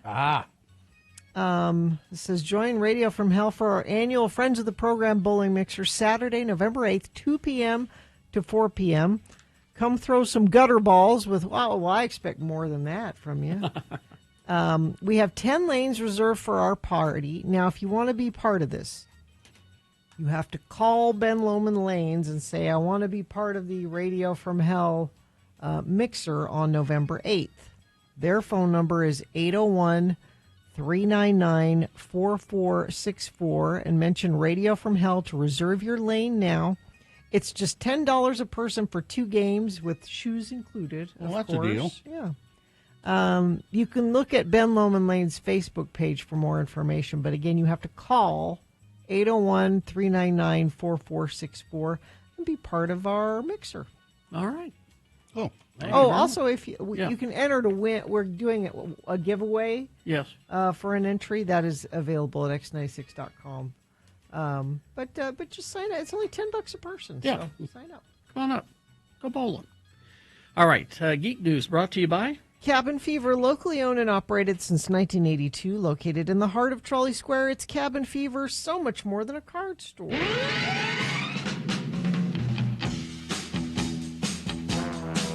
Get some Halloween ideas at Cabin Fever. All right. I only have one trailer for you today. Okay. And it is a this season on, okay, kind of trailer for It. Welcome to Derry. I watched the first one of these. And how was it? It's pretty good. I'm sort of over it, but we're just sort of. You're over it? Yeah, but we thought, well, let's watch the first episode. It was pretty good. Well, the second episode, they're going to release it early at 3 a.m. on Friday, October 31st, so you can watch it on Halloween. Okay. And this is sort of a this season on. Everything will be okay. You hear me? They did something to me. Went into my mind. We will keep this thing in its cage. Major Hanlon, I've been looking for someone like you for a long time. What exactly are we looking for? Something that was buried in Derry a long time ago. Halloran, start. So this guy Halloran, does he have like some sort of psychic ability or mental? Yeah. Wasn't that the name? That was the name of the guy in The Shining. Halloran? Dick Halloran. Dick Halloran. Oh, you think this is him? Yeah. Well, I don't know if it's him, but. Oh, you know what they say about Derry, dear?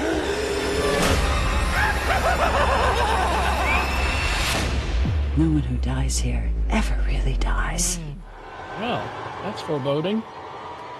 Yeah, I wonder if this is Dick Halloran. That'll be interesting. Because they said they were going to mash up the Stephen King universe a little bit in this. That's thing, what it is. That he had The Shining. Yeah, He had What was cool about the first episode is they're in a movie theater at the beginning, and they're watching The Music Man with Robert Preston going, "We got trouble right here in River City," and they weave that all into the. I looked it up. Trouble. I looked it up. It is Dick Halloran.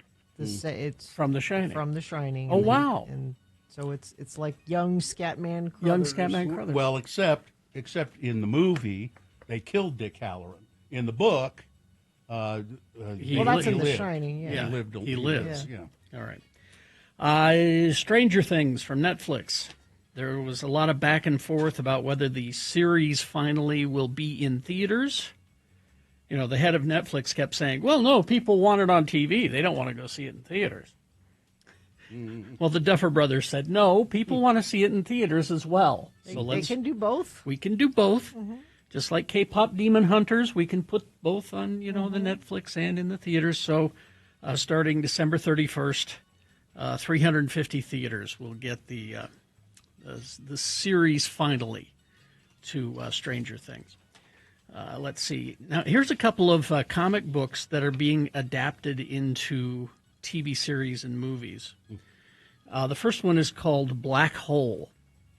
Now, this is a long time ago, this comic, 1995 and 2005. It was a graphic novel. And Black Hole centers on, get this premise, a group of teenagers who contract a sexually transmitted disease that causes physical mutations. Puberty. There's an old myth that haunts the seemingly perfect small town of Roosevelt. If you have sex too young, you'll contract the bug, a virus that literally turns you into a monster from your worst nightmares. Absurd, right? That's what Chris always assumed until after one reckless night at the beginning of the senior year, she finds herself infected. No. And now she'll be cast out into the woods to live with the other infected. Are they going to be showing this in schools?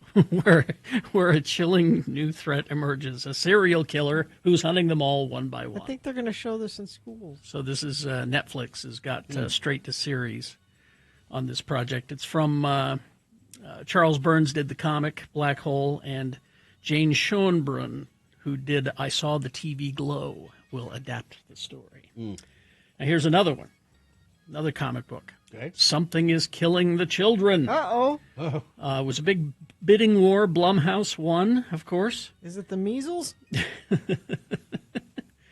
Let me find the, here it is. The idea of a world where children can see monsters, but adults cannot. Ooh, scary. That's a terrific idea. Which is the real world, isn't it? Basically, yeah. So that is coming to your Netflix as well. Let's see. You got notice about Fantastic Four? You still can't rent it. Oh, really? You have to like buy that it. Came out a long time you have ago. to buy it on video on demand, right? You why can't is that? rent it. I don't know. I guess they're just trying to make all the money they can. I guess so, but they're finally saying on November 5th it'll be on Disney Plus. So, I guess maybe that's why they're not renting it. I don't know. But November 5th for the Fantastic Four First Steps. And here's a movie. This plot, boy, I'll tell you. Okay. I love this idea. Okay. Deadline reports Billy Magnuson and Lulu Wilson will star in Joe Lynch's new horror movie Buzzkill. Now, they're describing it as a cross between A Quiet Place and Another Round. The story is set in a small Texas town terrorized by a creature that can only be seen by people who are drunk. Okay. Magnuson will star as the recently widowed and recovering alcoholic Sheriff Red, who launches an investigation as locals begin turning up murdered and dismembered one by one, discovering that the monster feeds on the blood alcohol content of its victims. That's hilarious. With the annual brewery festival fast approaching, Oh, no. the whole town is about to get wasted. Red must face his demons, pick up a bottle one last time to take down the monster to save. It's for work. It's for work. I have to get drunk. To I save got to get drunk to save the world. to save the town for good. That's great. And now a joke for people of a certain age. This really should have been a Bob and Doug McKenzie movie. Yes. Yeah.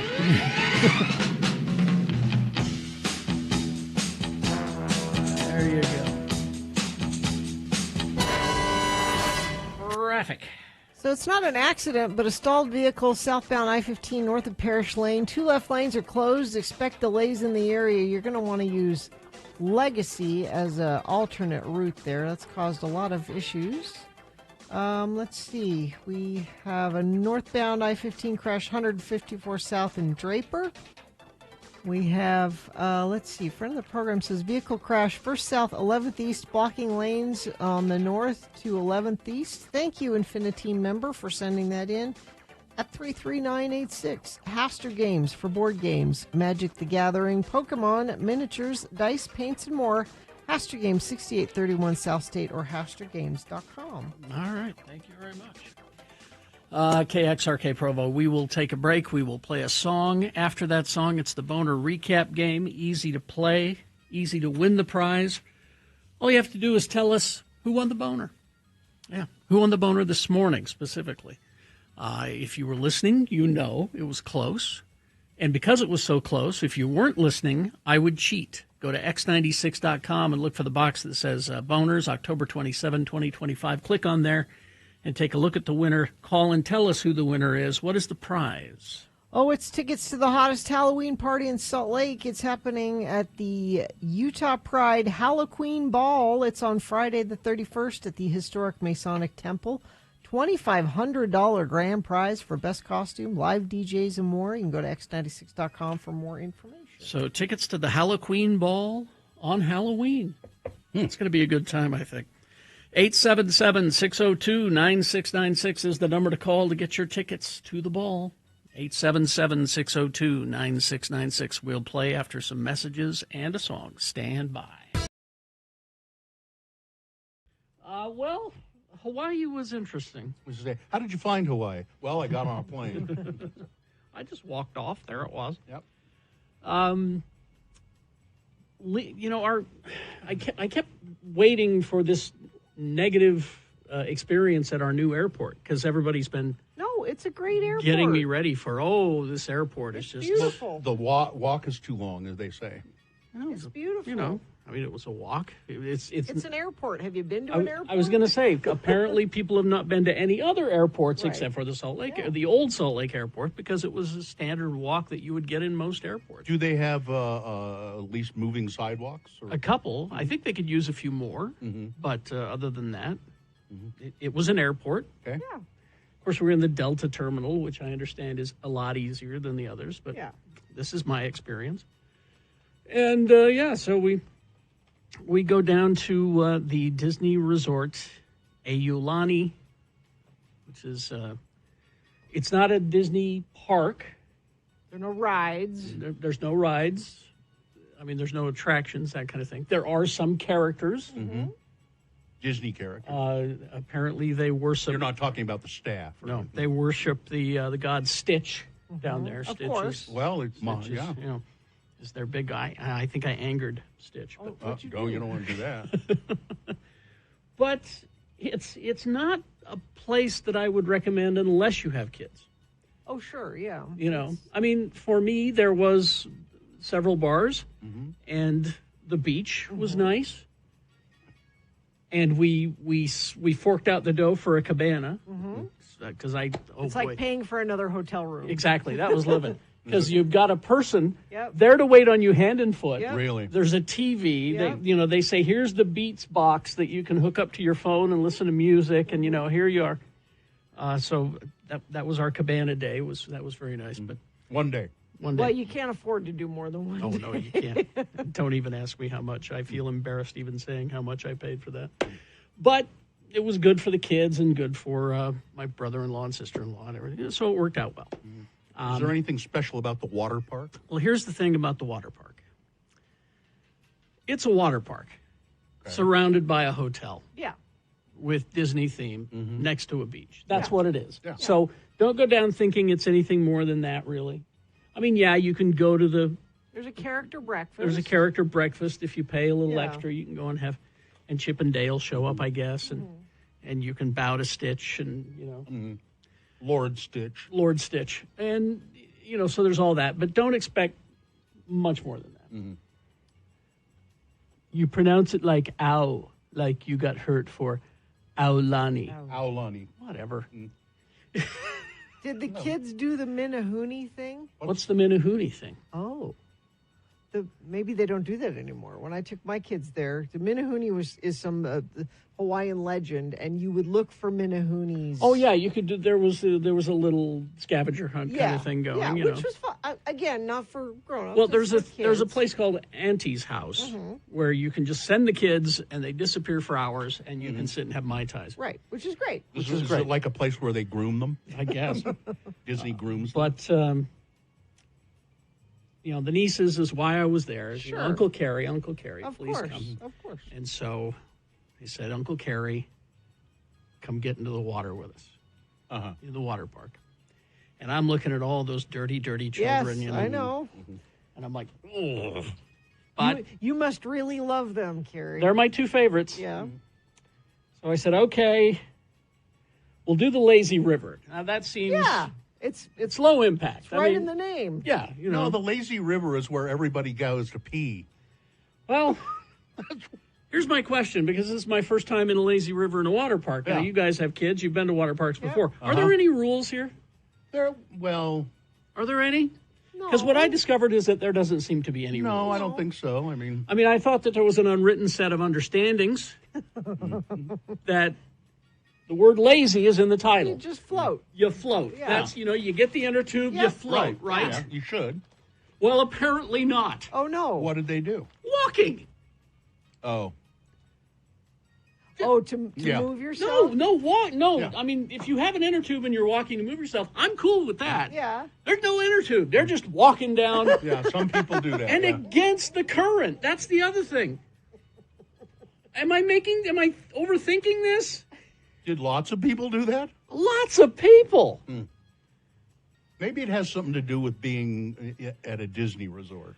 I don't know. 'Cause I'm asking you guys. The 'cause- lazy river that I'm most familiar with is at the MGM Hotel in Las Vegas. Yeah. And there's mostly floating and just lazy people floating. Were walking, yeah. I But, remember walkers. But you can see people who have their chairs right by the lazy river, and then they get up off their chair and jump into the lazy In the river. lazy- That's because they have to pee. No You inner know tube. this. No inner tube. And the water comes up to Yeah. your chest. Yeah. So you kind of float, and then just kind of push yourself along on the bottom. But the amount of lawlessness, though, I could just Rule breaking. Rule breaking. I thought Disney kept control better. No, they didn't even care. So I just kind of transported myself into thinking that I'm heading down the river to terminate Colonel Kurt's command with extreme prejudice. This is what you're thinking? This is what I'm thinking, because it was that lawless, Gina. It was that lawless. Were there any big cats on the banks? Are you an assassin? Are my methods unsound? That's the only place that I could go in my brain in order to justify the whole lack of rules and civility. Did it make you unable to float? Were you unable? I was able to float. You were able to float. I was able to float just fine, but Carrie- here's what I determined. Okay. As I was laying there thinking about the situation I was in. The lazy river is like the world. It's only as good as the people in it. Yes.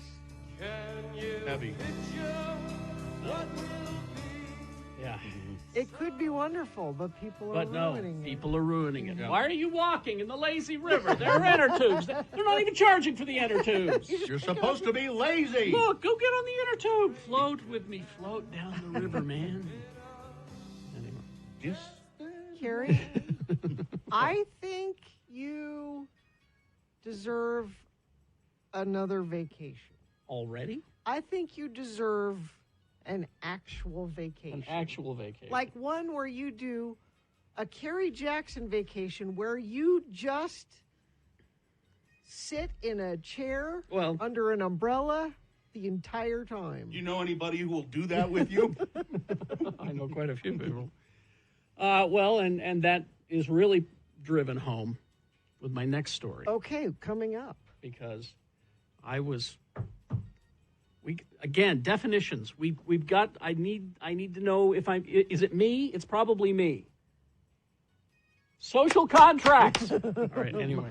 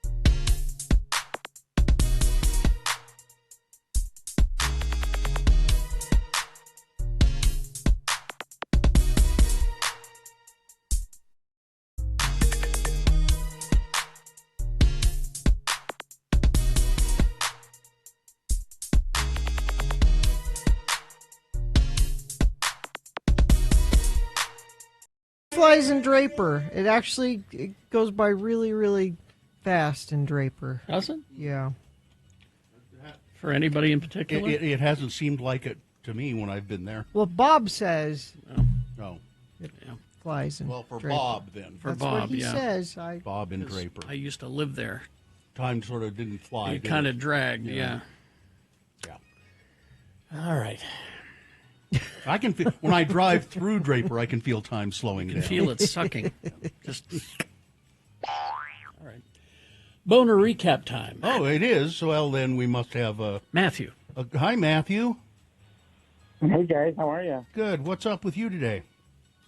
Well, I just seem a little bit closer to you now, and I'm talking to you this way, but just got off work, guys. Okay. What do you do, Matthew? I dispatch for AAA. So, you break down, you call us. Everybody knows AAA. Yeah, I have called you. I've probably talked to you in the past. All right. You probably have, haven't you? Yeah. All right, Matthew, simple matter here. We have 3 boner candidates. I will read those 3 boner candidates, and you tell me which one ended up being the winner of the voting on Boner of the Day. And you will win what prize, Gina? You will win tickets to the hottest Halloween party in Salt Lake. It's happening at the Utah Pride Halloween Ball Friday, October 31st at the historic Masonic Temple. Prizes include a $2,500 grand prize for best costume, live DJs, and more. Go to x96.com for more information. Sounds like a real party, Matthew, doesn't it? That sounds like you don't want to leave that night, Yeah. Matthew, did you hear the boner candidates earlier today? I did not, you guys. I was at work, like I said, so. Oh, did you? Am I in trouble? No. Well, you can always cheat. Did you cheat? We can always cheat, right? Okay, well, listen carefully, Matthew. I have the feeling this will be interesting. Matthew, boner candidate number 1 was Vance is just a bad person. Vice President J.D. Vance on Saturday was called out for publicly mocking other brown people despite being married to a brown woman and having mixed-race kids. Started with a video of New York Democratic mayoral nominee Zohran Mamdani saying, quote, "My aunt stopped taking the subway after 9/11 because she didn't feel safe in her hijab." Well, misrepresenting what was said, J.D. Vance shared that video and added, well, according to Zohran, the real victim of 9/11 was his auntie, who got some allegedly bad looks. No, that's not what he said at all. He just happened. And this is coming from a man, J.D. Vance, who's married to a woman, a brown woman. I believe she Indian? I think she is Indian. He has mixed-race kids, and yet he would say something like that. And let's not forget how many Muslim people after 9/11 flew the flag because they were nervous. Mm-hmm. So there you go. That's boner candidate number 1. Boner candidate number 2. Oh, just some kid fooling around, you know. That's investigators in Alpine, Utah are trying to figure out who programmed a digital road sign to display a racist message and also the name of a local high school athlete connected with that racist message. One resident of Alpine said, well, you know, kids today have got so much time on their hands. I think this is probably somebody, you know, quite young who did this, and you know, that's boner candidate number 2. And boner candidate number 3, Mike Lee has introduced another bill that will not become a law and was introduced by Mike Lee so he could show us how MAGA he is. Mike Lee introducing the Fair Air Enforcement Act to protect Americans from lawfare by climate extremists. It's going to remove the ability for citizens groups to sue for cleaner air. Because what a horrible thing they're doing, trying to that. make sure our air is cleaner. Those physicians for a healthy environment, they sued those rolling coal guys. They shouldn't be allowed to do that. That's boner candidate number 3. Who was the winner, do you think, Matthew? Out of, 1, 2, and 3? Yeah, those. Yeah, those are the options. Yeah. Unless Matthew, would you like to just maybe speculate as to a 4th one? I don't care. Yeah, let's hear it. So number 1 again is J.D. Vance, and then of course, you know, Mike Lee is a local favorite, Matthew. Yes. Okay. So which one do you think just you'd like say to Mike pick? Lee, Matthew. Just say number 3. Mike Lee. Number 3. There you go. Oh, you win. God. Didn't I tell you? Sorry, guys. I was. It's okay. It's okay, Matthew. It really is okay. You've been at work a long time, and it's okay. You're ready to relax, right? You got those Halloween ball tickets. Okay, hang on, and Katie will tell you how to get those tickets. Listen to Katie very carefully. Yes. The Halloween ball people will be here. Halloween in about 20 minutes to tell talk us about more the about it. party. Okay. Tell us all about it. Let's see. Anything else before we go to break? I had a rather quiet weekend, so yeah, me too. I don't think I didn't do anything to speak of. We watched The Babadook. Now, this is the second why? time I was going to say you rewatched. Rewatched it. Why did you do that? Because we thought we'd watch some, horror movies. You know, it's that time of year. Yeah. So you both had seen it. We'd seen it a long time ago when it first opened. And how did it hold up? I don't remember that movie that I watched last night. Really? I recall the Babadook being more prominent. The actual character of the yeah, Babadook? And I don't remember there being a dog. And I knew the kid was annoying, but I didn't realize that his mother was the real problem. Yep. It was from 2014, so it's a long time. It's a long time ago. Yeah. So I can't tell if you liked it or not. Oh, I did. Oh, okay. It's really good. Was it as scary as you remember it? It was scary in a different way because it was like I was watching a different movie. Well, it was. I remember it being scary, and I think I know what you mean. Yeah. What sticks in your mind is that figure Is from the face. from the book. Yeah. From the kid's book. Yeah. However, what that movie is really about is about psychological manipulation and psychological cruelty, really. It just, it was a different movie. No, not Marmaduke. That's a different. Is that scary? The Marmaduke. Sorry, Mike in Nashville's confused. We'll take a break. We'll be back after these with some big boy news. Stand by. Did you miss out on your favorite Radio from Hell bit today? Well, good thing you can check it out.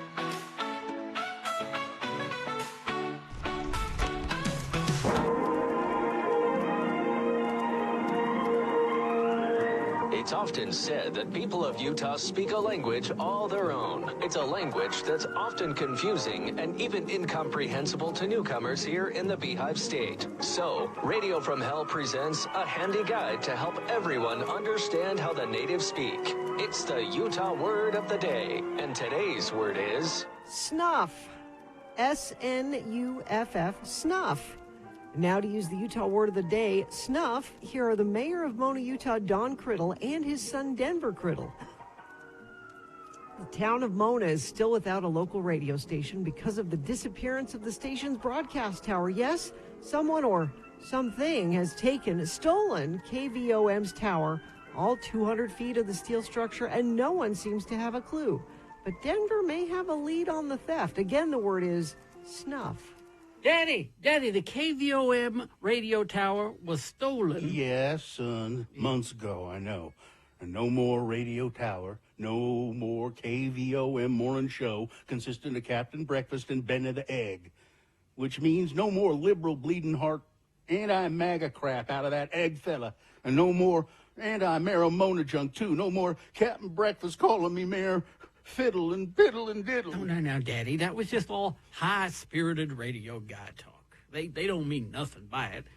Most radio folk I have found don't even know what they're saying when they're saying it. Their mouths are moving and words are coming out, but they really don't know what them words are. Well, that don't surprise me a bit. Diarrhea of the mouth. That's what my mother used to call it. But what do you want about anyway? You hear something about what happened to the radio tower? I did, Daddy, I did. And what I'm about to tell you maybe will sound far-fetched. Maybe even far-fetched, but just have an open mind, okay, Daddy? All right, okay. Now, what about the missing radio tower? It was Dalton Smalley that put this thought in my mind, Daddy. Smalley? Oh, for hell's sake, Denver. He hasn't been right for 20 years or more, ever since his ma turned him out of the house so she could use his room for that second husband of hers. He's still living at the landfill? That's how I came to be talking with him, because I was down at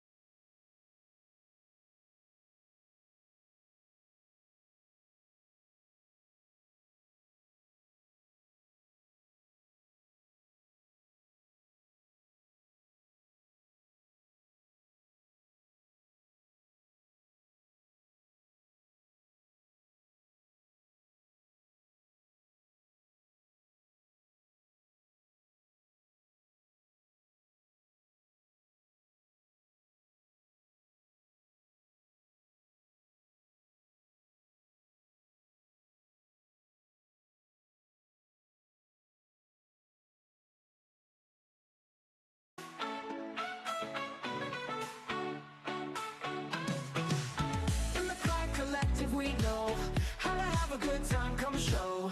Colors, bright lights, all aglow. Watch and learn, my friend, let's go!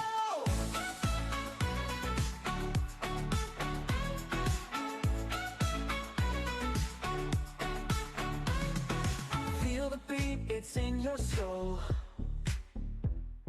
Rainbow lights, let's lose control. All right, 9. So 8, that's who was getting married, right? Arnie Ziff. Yeah, there we go. 9:18. It is time for Big Boy News and a Pinuendo, brought to you by Beat the snow rush at Big O Tires. Get $120 off select sets of 4 winter snow tires now through November 9th at your locally owned and operated Big O Tires. Big O Tires, the team you trust.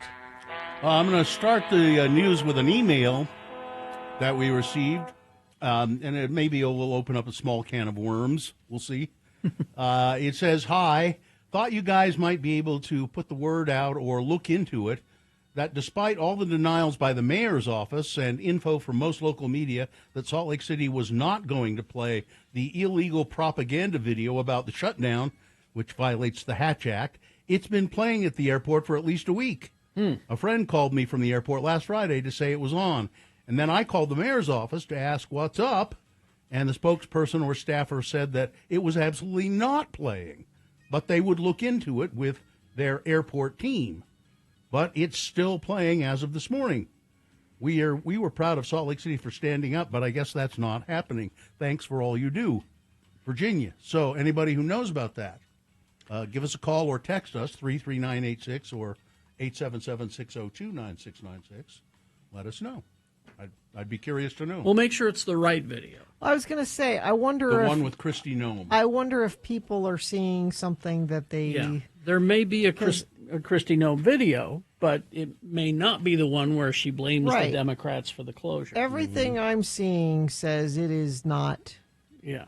Playing there. So now I've traveled before this incident, and I saw a Christy Nome. Christy Nome video. Welcome to the airport or whatever. Or Yeah. there is. So there is one out there, but not the. Yeah, there's not one the that's been partisan there. one. Yeah. Yeah. I'm wondering if that's what Maybe you're that could be. Let's Yeah. just see what people know about that. Let's see, Chainsaw Man, the Not movie. Chainsaw Guy. This is a different thing. By the way, Chainsaw Guy is suing. Oh, is he? Oh, he's going to sue. Well, he'll be here this week, I would assume, right? I don't know. Chainsaw Man, the movie, Res Arc, generated $17.2 million across North American cinemas, enough to land at #1 in the weekend box office race. This marks Crunchyroll's second consecutive triumph after September's unexpected hit Demon Slayer, Kimetsu no Yaiba Infinity Castle. That was also a hit. Mm-hmm. Black Phone 2 dropped to second position, earning $13 million, while experiencing a 52% decrease from its opening weekend. The horror follow-up has accumulated $48 million domestically and $80 million worldwide. Still pretty good. Third place went to Regretting You. Oh, it's a Colleen Hoover book. Yeah. Deliver Me from Nowhere, the Bruce Springsteen biopic. Didn't do great. No, came in fourth with $9.1 million. And then to the top five, the number 5 was Tron, $4.7 million during its third week. People were asking me about Chainsaw Man. Mm-hmm. And here's the brief plot of what... You haven't seen it. I've not seen it. Okay. Here's the brief plot of what Chainsaw Man is. Follows the story of Denji, a young man who, after merging with his pet devil dog Pochita, becomes the hybrid hero Chainsaw Man, with chainsaws for arms and a big chainsaw coming out of his face. Okay. And he joins Public Safety Devil Hunters. It's an organization that hunts devils to pay off his father's massive debt to live a more normal life from his impoverished past. Well, we'll have to see what Chainsaw Guy says about that. Yeah. Okay. Let's see. Some of your favorite streaming services just got more expensive. Yep. And maybe you're thinking about what I will keep and what I won't keep. Hulu, Disney Plus, and HBO Max all raised prices this week, adding to a growing list of subscription services that have increased costs throughout the year. Most ad-supported plans and bundles increased by $2 to $3 a month. The largest jump affects live TV subscribers, whose plan increased $7 per month. Hulu with ads increased to $11.99. Hulu without ads stayed at the same price, $18.99. Disney and Hulu bundle with ads, $12.99. Disney Plus Premium and Hulu bundle without ads stayed the same, $19.99. And then if you want Disney Plus Premium, Hulu, and ESPN Select bundle without ads, it increased to $25. It's starting to get too pricey. Yep. Starting to get too pricey. I wish we could just pay per show. Per show? Like if you watch something. Like if really you, confusing. Like if you watched a show, then you had to pay for that show and just that show? Yes. I want to pay per show. Because at any of these subscriptions, sometimes I just subscribe to something for one show. Okay. I would like. Then they'll just charge you $20 for a show. I don't know, but you get a whole season of it, or I don't. Per show. John Bon Jovi has said he would like to see a biopic of his life. Is he jealous of Bruce Springsteen? Is at that some what? point? Yep. After the because they asked him because of the Springsteen. Well, biopic. maybe John, if you look at the box office, maybe you won't hurry into that. I mean, I want to see that Bruce Springsteen movie, but I'm probably not going to go to the theater to see it. People that want to see that, want to watch things at home. I Yeah. bet it does really well at home. Yeah. Bon Jovi has told The Sun he would like to see his life dramatized in a feature film at some point in the future, and he suggested that his son, Jake Bon Jovi, who is 23 years old and who is an actor and model, he has been in some movies, Rock Bottom and Sweethearts. He would be the ideal candidate to play him in the film. He's married to Millie Bobby Brown. Yeah. That flat earther? Yeah, they're both flat earthers, I think. Let's see what else we have here. Sophie Turner went on a secret date with Chris Martin Well, from why are you Coldplay. telling anybody? The Game It's of a Thrones. secret. Well, it was a secret at the time, but the Game of Thrones actress and the Coldplay frontman had a night out together a week after her on again, off again relationship with Peregrine Pearson ended. Oh, is that over? Darn. Turner and Pearson, a British aristocrat, split after attending a high society wedding together, where they were seen bickering and arguing between feverish snogs on the dance floor. Feverish Snogs? That was a great band, the Feverish Snogs. Ladies and gentlemen. It was an Irish bar band, wasn't it? Yeah. As for Martin, he split from Dakota Johnson in June after 8 years together. He was previously, of 'Cause course, he was married bored. to. He was previously married to Gwyneth Paltrow, with whom he shares 2 children. So one note. She's she's never different. It's her thing, Gina. Yeah, but It's her thing. that's what I'm even, saying. Even in Madam Web, she was. That's what I'm saying. Yeah. She does one thing. Yeah. The guy who is the Blues Clues frontman, Steve Burns, searched for an animated dog on the popular TV show Blues Clues. His ever wholesome career still presents challenges in his personal life. Quote, I can't even bring myself to talk dirty. Why do you want to talk dirty, Burns? He said on a episode of his Alive podcast. I think it's called Steve Burns. I'm Alive. He says, you know what it is? Maybe I could have another life because I was a voiceover guy forever, and that's what I did. I feel like, but sometimes because of my old job, I'm not allowed to say dirty things. I think it's vestigial from how I evolved professionally. Like I wouldn't even know how to do it. If I felt like I tried to do it, I would have to be a super nice guy like, hey, baby girl, I'm so valuing your perspective right now. What? I don't know what these people. These people have made up problems. I was going to say you didn't have to say anything. Yeah. You know. Yeah. They just, they just have these made up problems. U2 drummer Larry Mullen Jr. He doesn't have made up problems. He's fine. He's just fine. He's making positive progress following the neck surgery he had in 2023, which forced him to miss the band's groundbreaking residency at the Sphere in Las Vegas. Bono offered an update on his current condition earlier this week while he and The Edge were in Tulsa, Oklahoma to accept the Woody Guthrie Prize for 2025, addressing the absence of their longtime bandmate, Mullen, and bassist Adam Clayton. The singer said, they are in mighty form, and Larry has just been playing at his absolute best. His drumming is just incredible. Billy Corrigan has said that former Smashing Pumpkins bassist Darcy Retzky, her contributions, quote, had a lot to do with the success of the band. Despite their public feud, Retzky was an original member of the band, played on all of their records up to 2000's Machina 2, the Friends of and Enemies of Modern Music. But after departing the band, she became engaged in a war of words with Billy Corrigan. In a recent Substack video, Corrigan spoke generously about Retzky's contributions to the band, saying they owed a lot of their success to her input. And she said, I don't care what he says. Radiohead said they're not sure about creating new material after some upcoming tour dates. They are going to tour, but then are they going to continue and make some new music? Maybe not. The band are returning to the stage for the first time in over 7 years in the coming weeks with 4-night residencies in Madrid, Bologna, London, Copenhagen, and Berlin. And all of the tickets are sold. Boom, just like that. If you like Radiohead, you really like Radiohead. I was going to say, it sounds like they don't need to make new Yeah.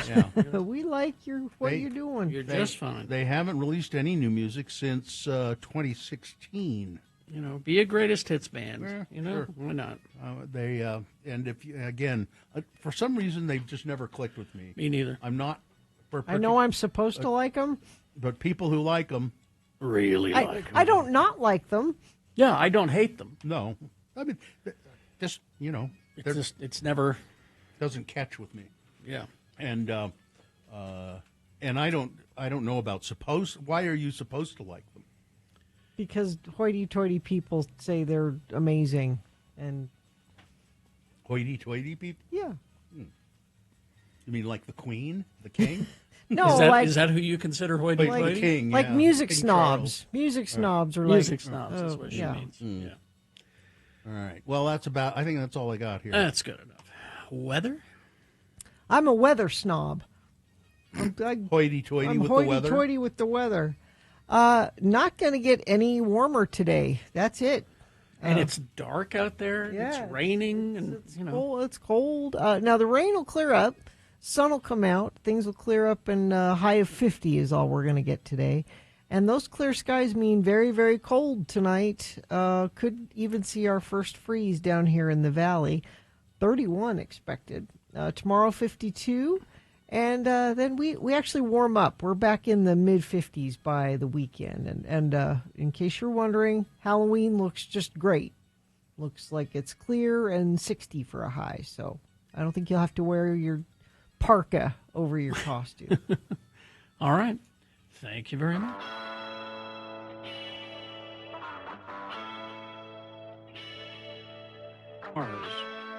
Okay. Owing a considerable amount of money to the James Brown estate and the Rick James estate. I would say. I requested that this morning. I like that. Pretty tasty, I must say. I'm not a Bruno Mars fan. I'm going to make you one. No, I don't think so. I think it's Mark Ronson. No. And No, I can tell you it's Bruno Mars, and here's why. Why? Because it rips off a lot of stuff. Yeah, that's Not ripped, inspired And by. I'm not saying it in a bad way. Yeah, you're right. You know, it's probably so it's Bruno Mars sounding as much as he can like somebody else. somebody else. Yeah. But it was enjoyable. It was. Normally, I don't. I'm glad that somebody is still making that kind of music. Exactly. So that makes me happy. Yeah, I mean, because I do love that kind of music. Beck had to do it a few years ago. Yeah, which was kind of odd, but so are you okay, Gina? I got my song request. I'm great. Why? Oh, okay. Is that I guess that's what it was. Usually you have a greeting for me. I had my headphones but on. I was uptown funky. I had no time for you. Gina's got so much funk. I don't. That's why I have to add it to my life. I've seen her. I've seen her dance. She's got the. See, I don't dance. Because you know better? Because I know I look silly. I know I look like a white guy. I have to be really, really, really drunk. And you probably haven't even done that in a long time. In a really long time. There are mornings when we're playing a song. Oh, do I do it and not realize I'm doing it? And we've been meaning to have an intervention. Do I sometimes dance and I don't realize I'm dancing? Sometimes you air guitar. Do I? Yeah. And I don't know I'm doing it. And air drum. And that's terrible. Yeah. The last time I remember dancing, I believe, what was that band that used to play at all like Green Street, and I want to say, they were like Solid Groove or Solid Gold or I don't know. That and they and they put on Disco the wig. Drippers? Disco Drippers. There we go. The Disco Drippers. And I remember when at Trolley Square, when Green Street was there, and it was the middle of summer, and they would have cordon off part of the parking lot there, and you could just go out there and dance. Right. And I believe the Disco Drippers were there. Quite possibly. And I remember dancing there and taking off most of my clothing. Really? Yeah. It was. I was. It was. You were having a good time. I was indeed having a great time. I was down to a shirt and boxer shorts. Really? Yeah. And dancing to the Disco Drippers. I think our salesman, the guy who later became our salesman, was singing with the Disco Drippers at that time. Scott. He was with the band at the time. Scott, what's his name? Yeah. Yep. Took off most of my clothing. I was dancing with a. I don't know how I missed that. I was dancing. Well, you weren't there. That's how. You weren't invited. But you'd think that word would have got out. Bill's over there. No, I was with my actor friends. Oh, I do need to be drunk to dance, but I do it more often than that. I was a wedding in Idaho was the last time. Oh, I remember you talking about that. Yeah. Well, there's video evidence of this, and it's a bad thing. Well, let's face it. I have seen people, white people that dance well, but we are not among them, I think. No, not among them. And I think you get a pass at a wedding. I don't think anyone's going to, Because I often make passes at people at weddings.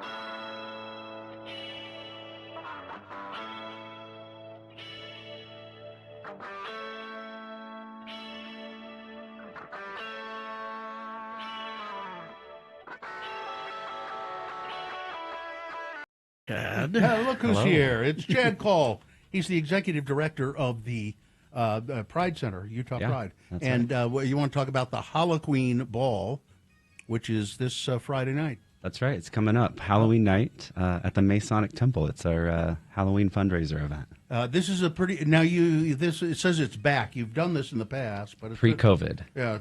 So it's been a minute. Yeah. So, Yeah. So give people an idea what they can expect if they buy tickets to come to this amazing event. Yeah, 3 different floors. The downstairs floor will be a blacklight DJ, kind of the club scene. Mm-hmm. It's gay Halloween, it's gay Christmas basically for us. Yeah. But and then on the second floor is Utah's biggest and highest stakes costume contest, $2,500 cash prize. That's a big prize. Yeah, courtesy of Lime Scooters, our partner and transit partner for the event. You've got an amazing celebrity guest judge lineup. You want to tell everybody who's going to be there? Yeah, we've got Bronwyn from the Real Housewives of Salt Lake City. A good friend of the Pride Center. And she'll be judging alongside Layla, Secret Life. Secret Lives of Mormon Wives. Layla Taylor. Wow. Yeah, she's coming. Better tell Victoria. Yeah. There's Nisha DeGaring. Yep, from ABC. Yeah, Good Things Utah. Yep, and then Nathan Chandler, Blue Ribbon Bake Off, Netflix Blue Ribbon Bake Off champion. And Olivia Jaramillo. Yeah, Olivia from she's on KRCL, but she's also with Equality Utah. Yeah. So those are the guest judges for the costume contest, and there are a lot of categories. Now, will each one of these categories win some sort of a prize? Yeah, so 13 categories. All category winners are qualified for the grand prize, but each category has a prize as well. There's the sexiest costume. That one's going to be a good one. Scariest. I want somebody to go dressed as Carrie, Bill, and Gina as the best throuple costume. Best throuple? All right. I want someone to do. Will you please let us know if somebody does that? I'll send you a picture. No, you don't want. I don't want people to think that we're a throuple. I don't think anybody thinks. Oh, come on. This show's always been a little queer. That's true. You're not wrong. I can't think of anything scarier. That's what I'm saying. It's a scary costume. Let's see. There's also most. Oh, I like WTF. Like what? What is that? What are you supposed to be? We're really excited to see what shows up for some of these categories. Yeah. So each category will win some sort of prize, and then there's a big $2,500 cash prize, which is just great. Yeah. And you say Lime is... Yeah, Lime Scooters, they've come in on as a big partner this year for us. So. Now, there will be beverages and food? Yeah, cheapest cocktails in town, $8. Oh, yeah? Really? Yeah. This sounds like the Halloween party. We hope so. I mean, there shall be no others before. That's right. You know, is what I'm getting here. Yeah, and we're also bringing the matrons in to play bingo up on the 3rd floor. So there's going to be something for everybody. You got it all. Oh, that's great. It's the Halloween Ball. It's this Friday at the Masonic Temple, and proceeds will benefit the Utah Pride Center. That's right. And how do people buy tickets? You can go to our website, utahpride.org. Simple as that. Yep. There's a little click there. You click on it, buy tickets, and there you go. It'll take you right. Oh, there's a I like your disco ball there. Thank you. It's a disco ball with a jack-o'-lantern face. Now, is your costume a secret, or? I don't know. Yes, because I haven't decided yet. You haven't decided yet? I've been busy. You better get on that. Talk to Katie; she'll help you out. Yeah, you know. yeah. She seems like she knows what she's doing with Halloween. You've been waffling as to what kind of a costume. Yeah, it's true. It's true. Chad, thanks so much for being here. Thank you for having me. It's the big Halloween Ball. It's this Friday, 8 p.m. to 1 a.m. at the Salt Lake Masonic Temple, which is a great venue. Yeah. You can buy tickets by going to utahpride.org. It's right there. You might win $2,500 if you have a really cool costume. That's right. Yeah. Thanks for being here. Chad Call, Executive Director, Utah Pride. Thank you for having us. Thank you very much, Chad. All right. We're going to take a break, play a song, and crawl towards the exits. After these, stand by.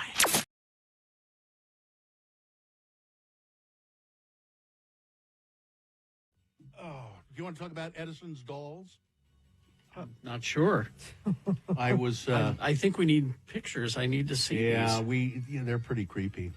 It's just look up Edison's Demon Dolls or Edison's Dolls. Thomas Alva Edison introduced them in 1869, I think it was. He put so they look sort of like just regular dolls, you know, of the time. But he put little phonograph records inside of them, wax. They were made out of wax at the time.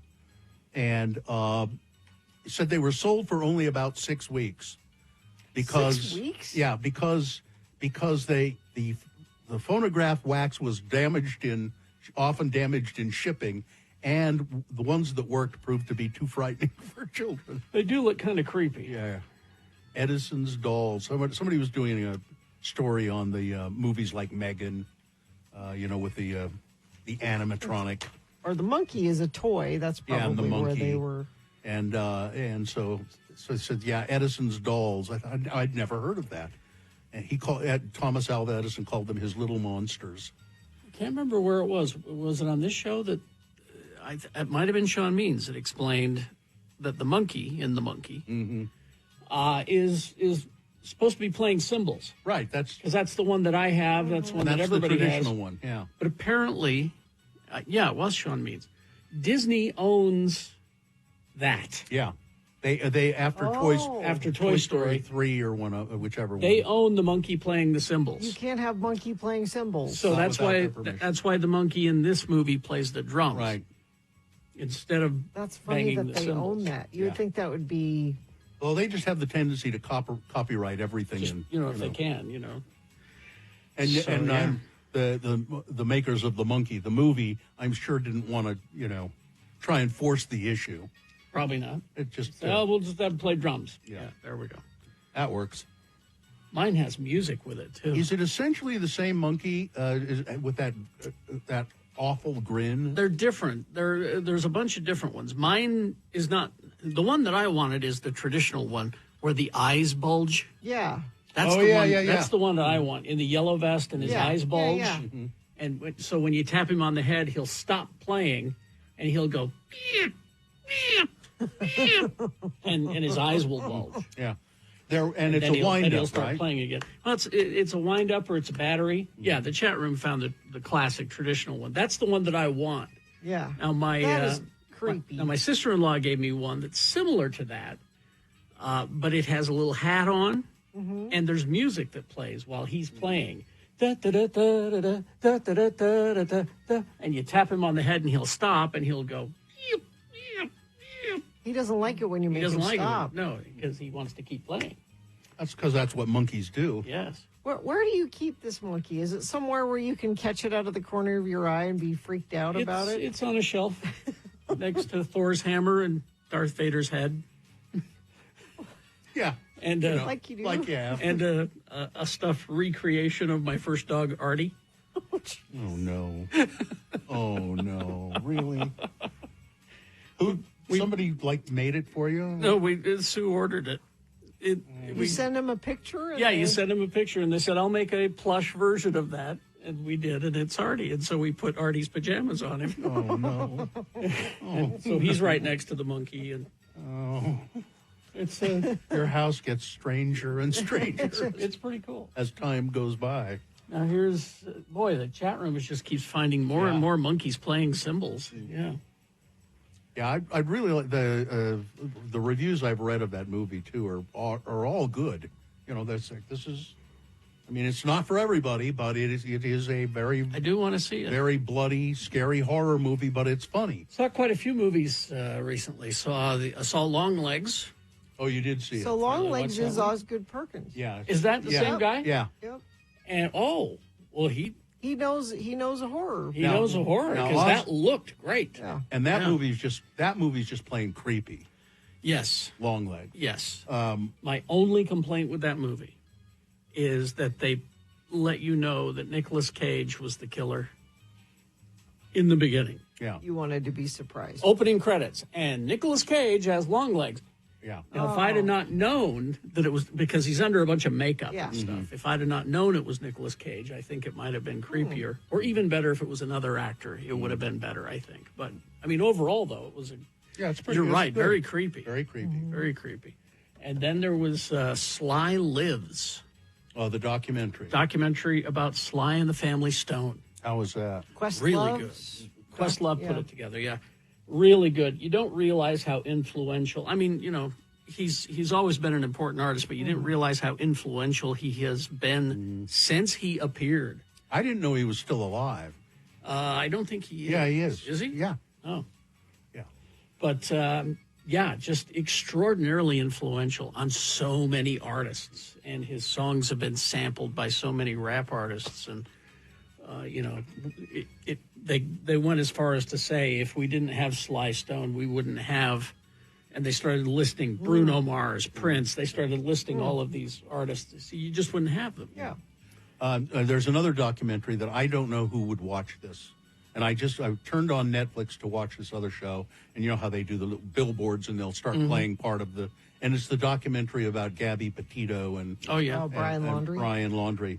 And I looked at it for about just the billboard of it and 2 minutes or less of her standing by the van crying or something. And I just thought, I couldn't possibly watch this. I couldn't possibly, x96.com/live. It's her begging for help. I just couldn't possibly watch this.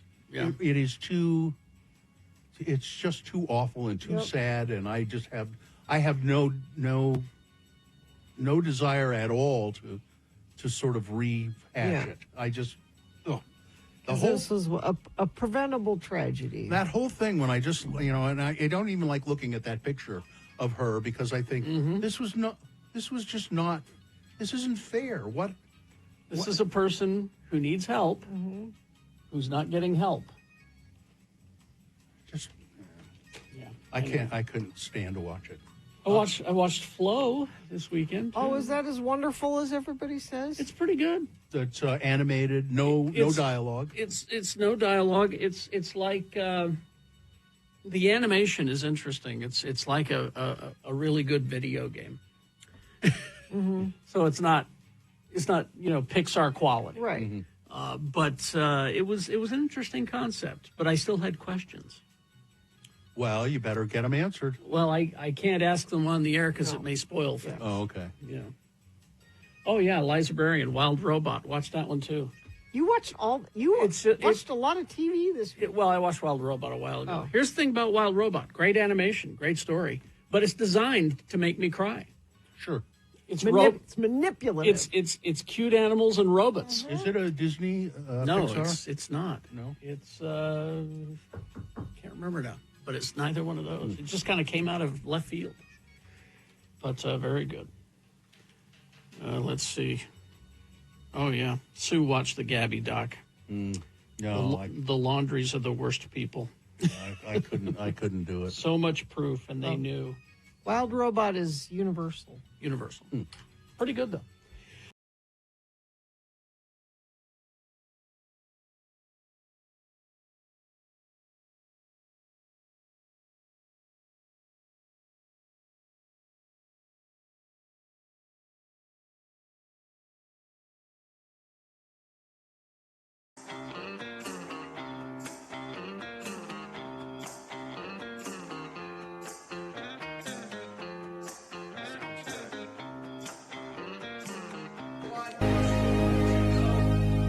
Or something. There you go.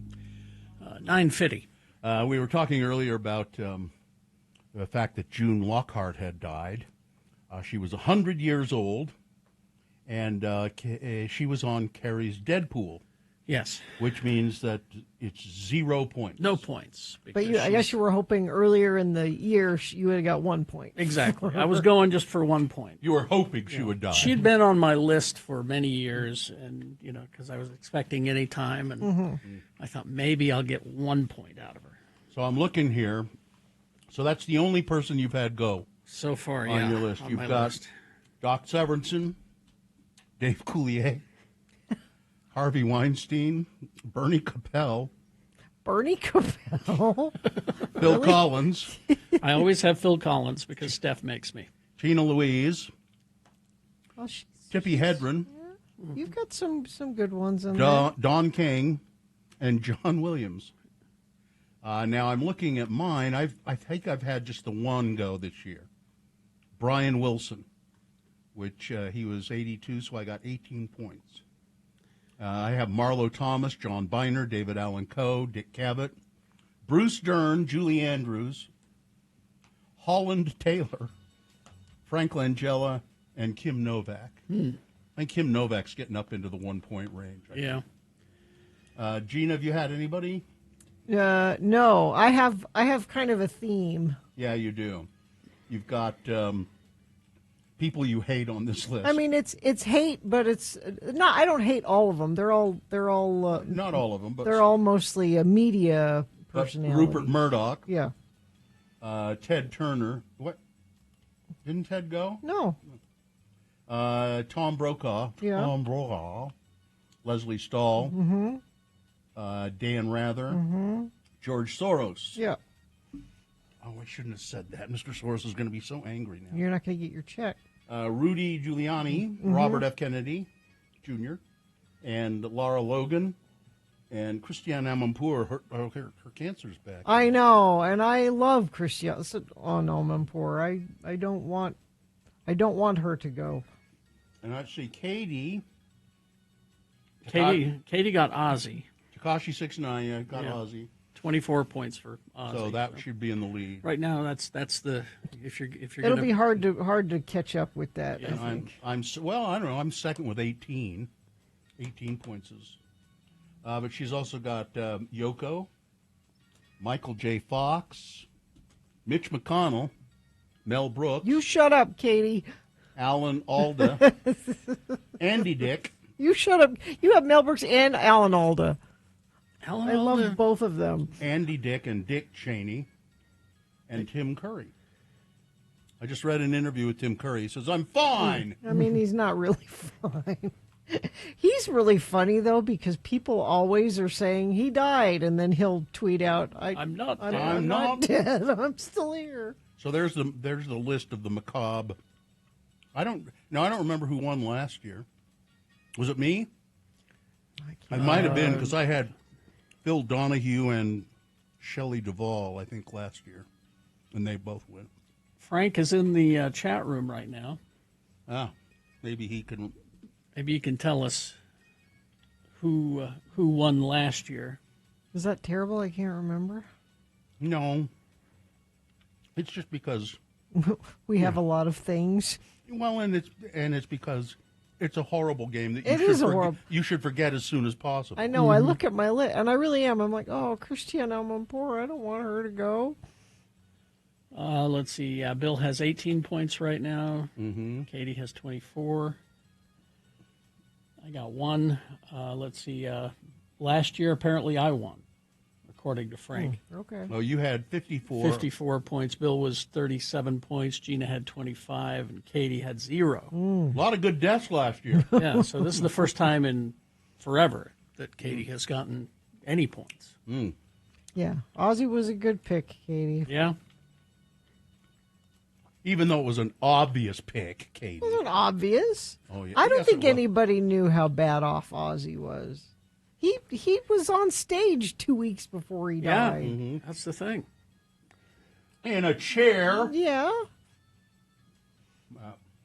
What a horrible game. It really it's just is. horrible. We're horrible people. It's horrible. Oh, well. All right. Let's do the promo and crawl towards the exits. Okay. I've got the schedule right here for Tuesday's Radio from Hell show. We got Boners, Beat Gina, Frank Chris. Looks like we have time for Hello Yeah What at about 7:45. Well, and that's it. No more time for anything else. No, Bill, right here at 7, we have Utah Word of the Day. And again at 8:45.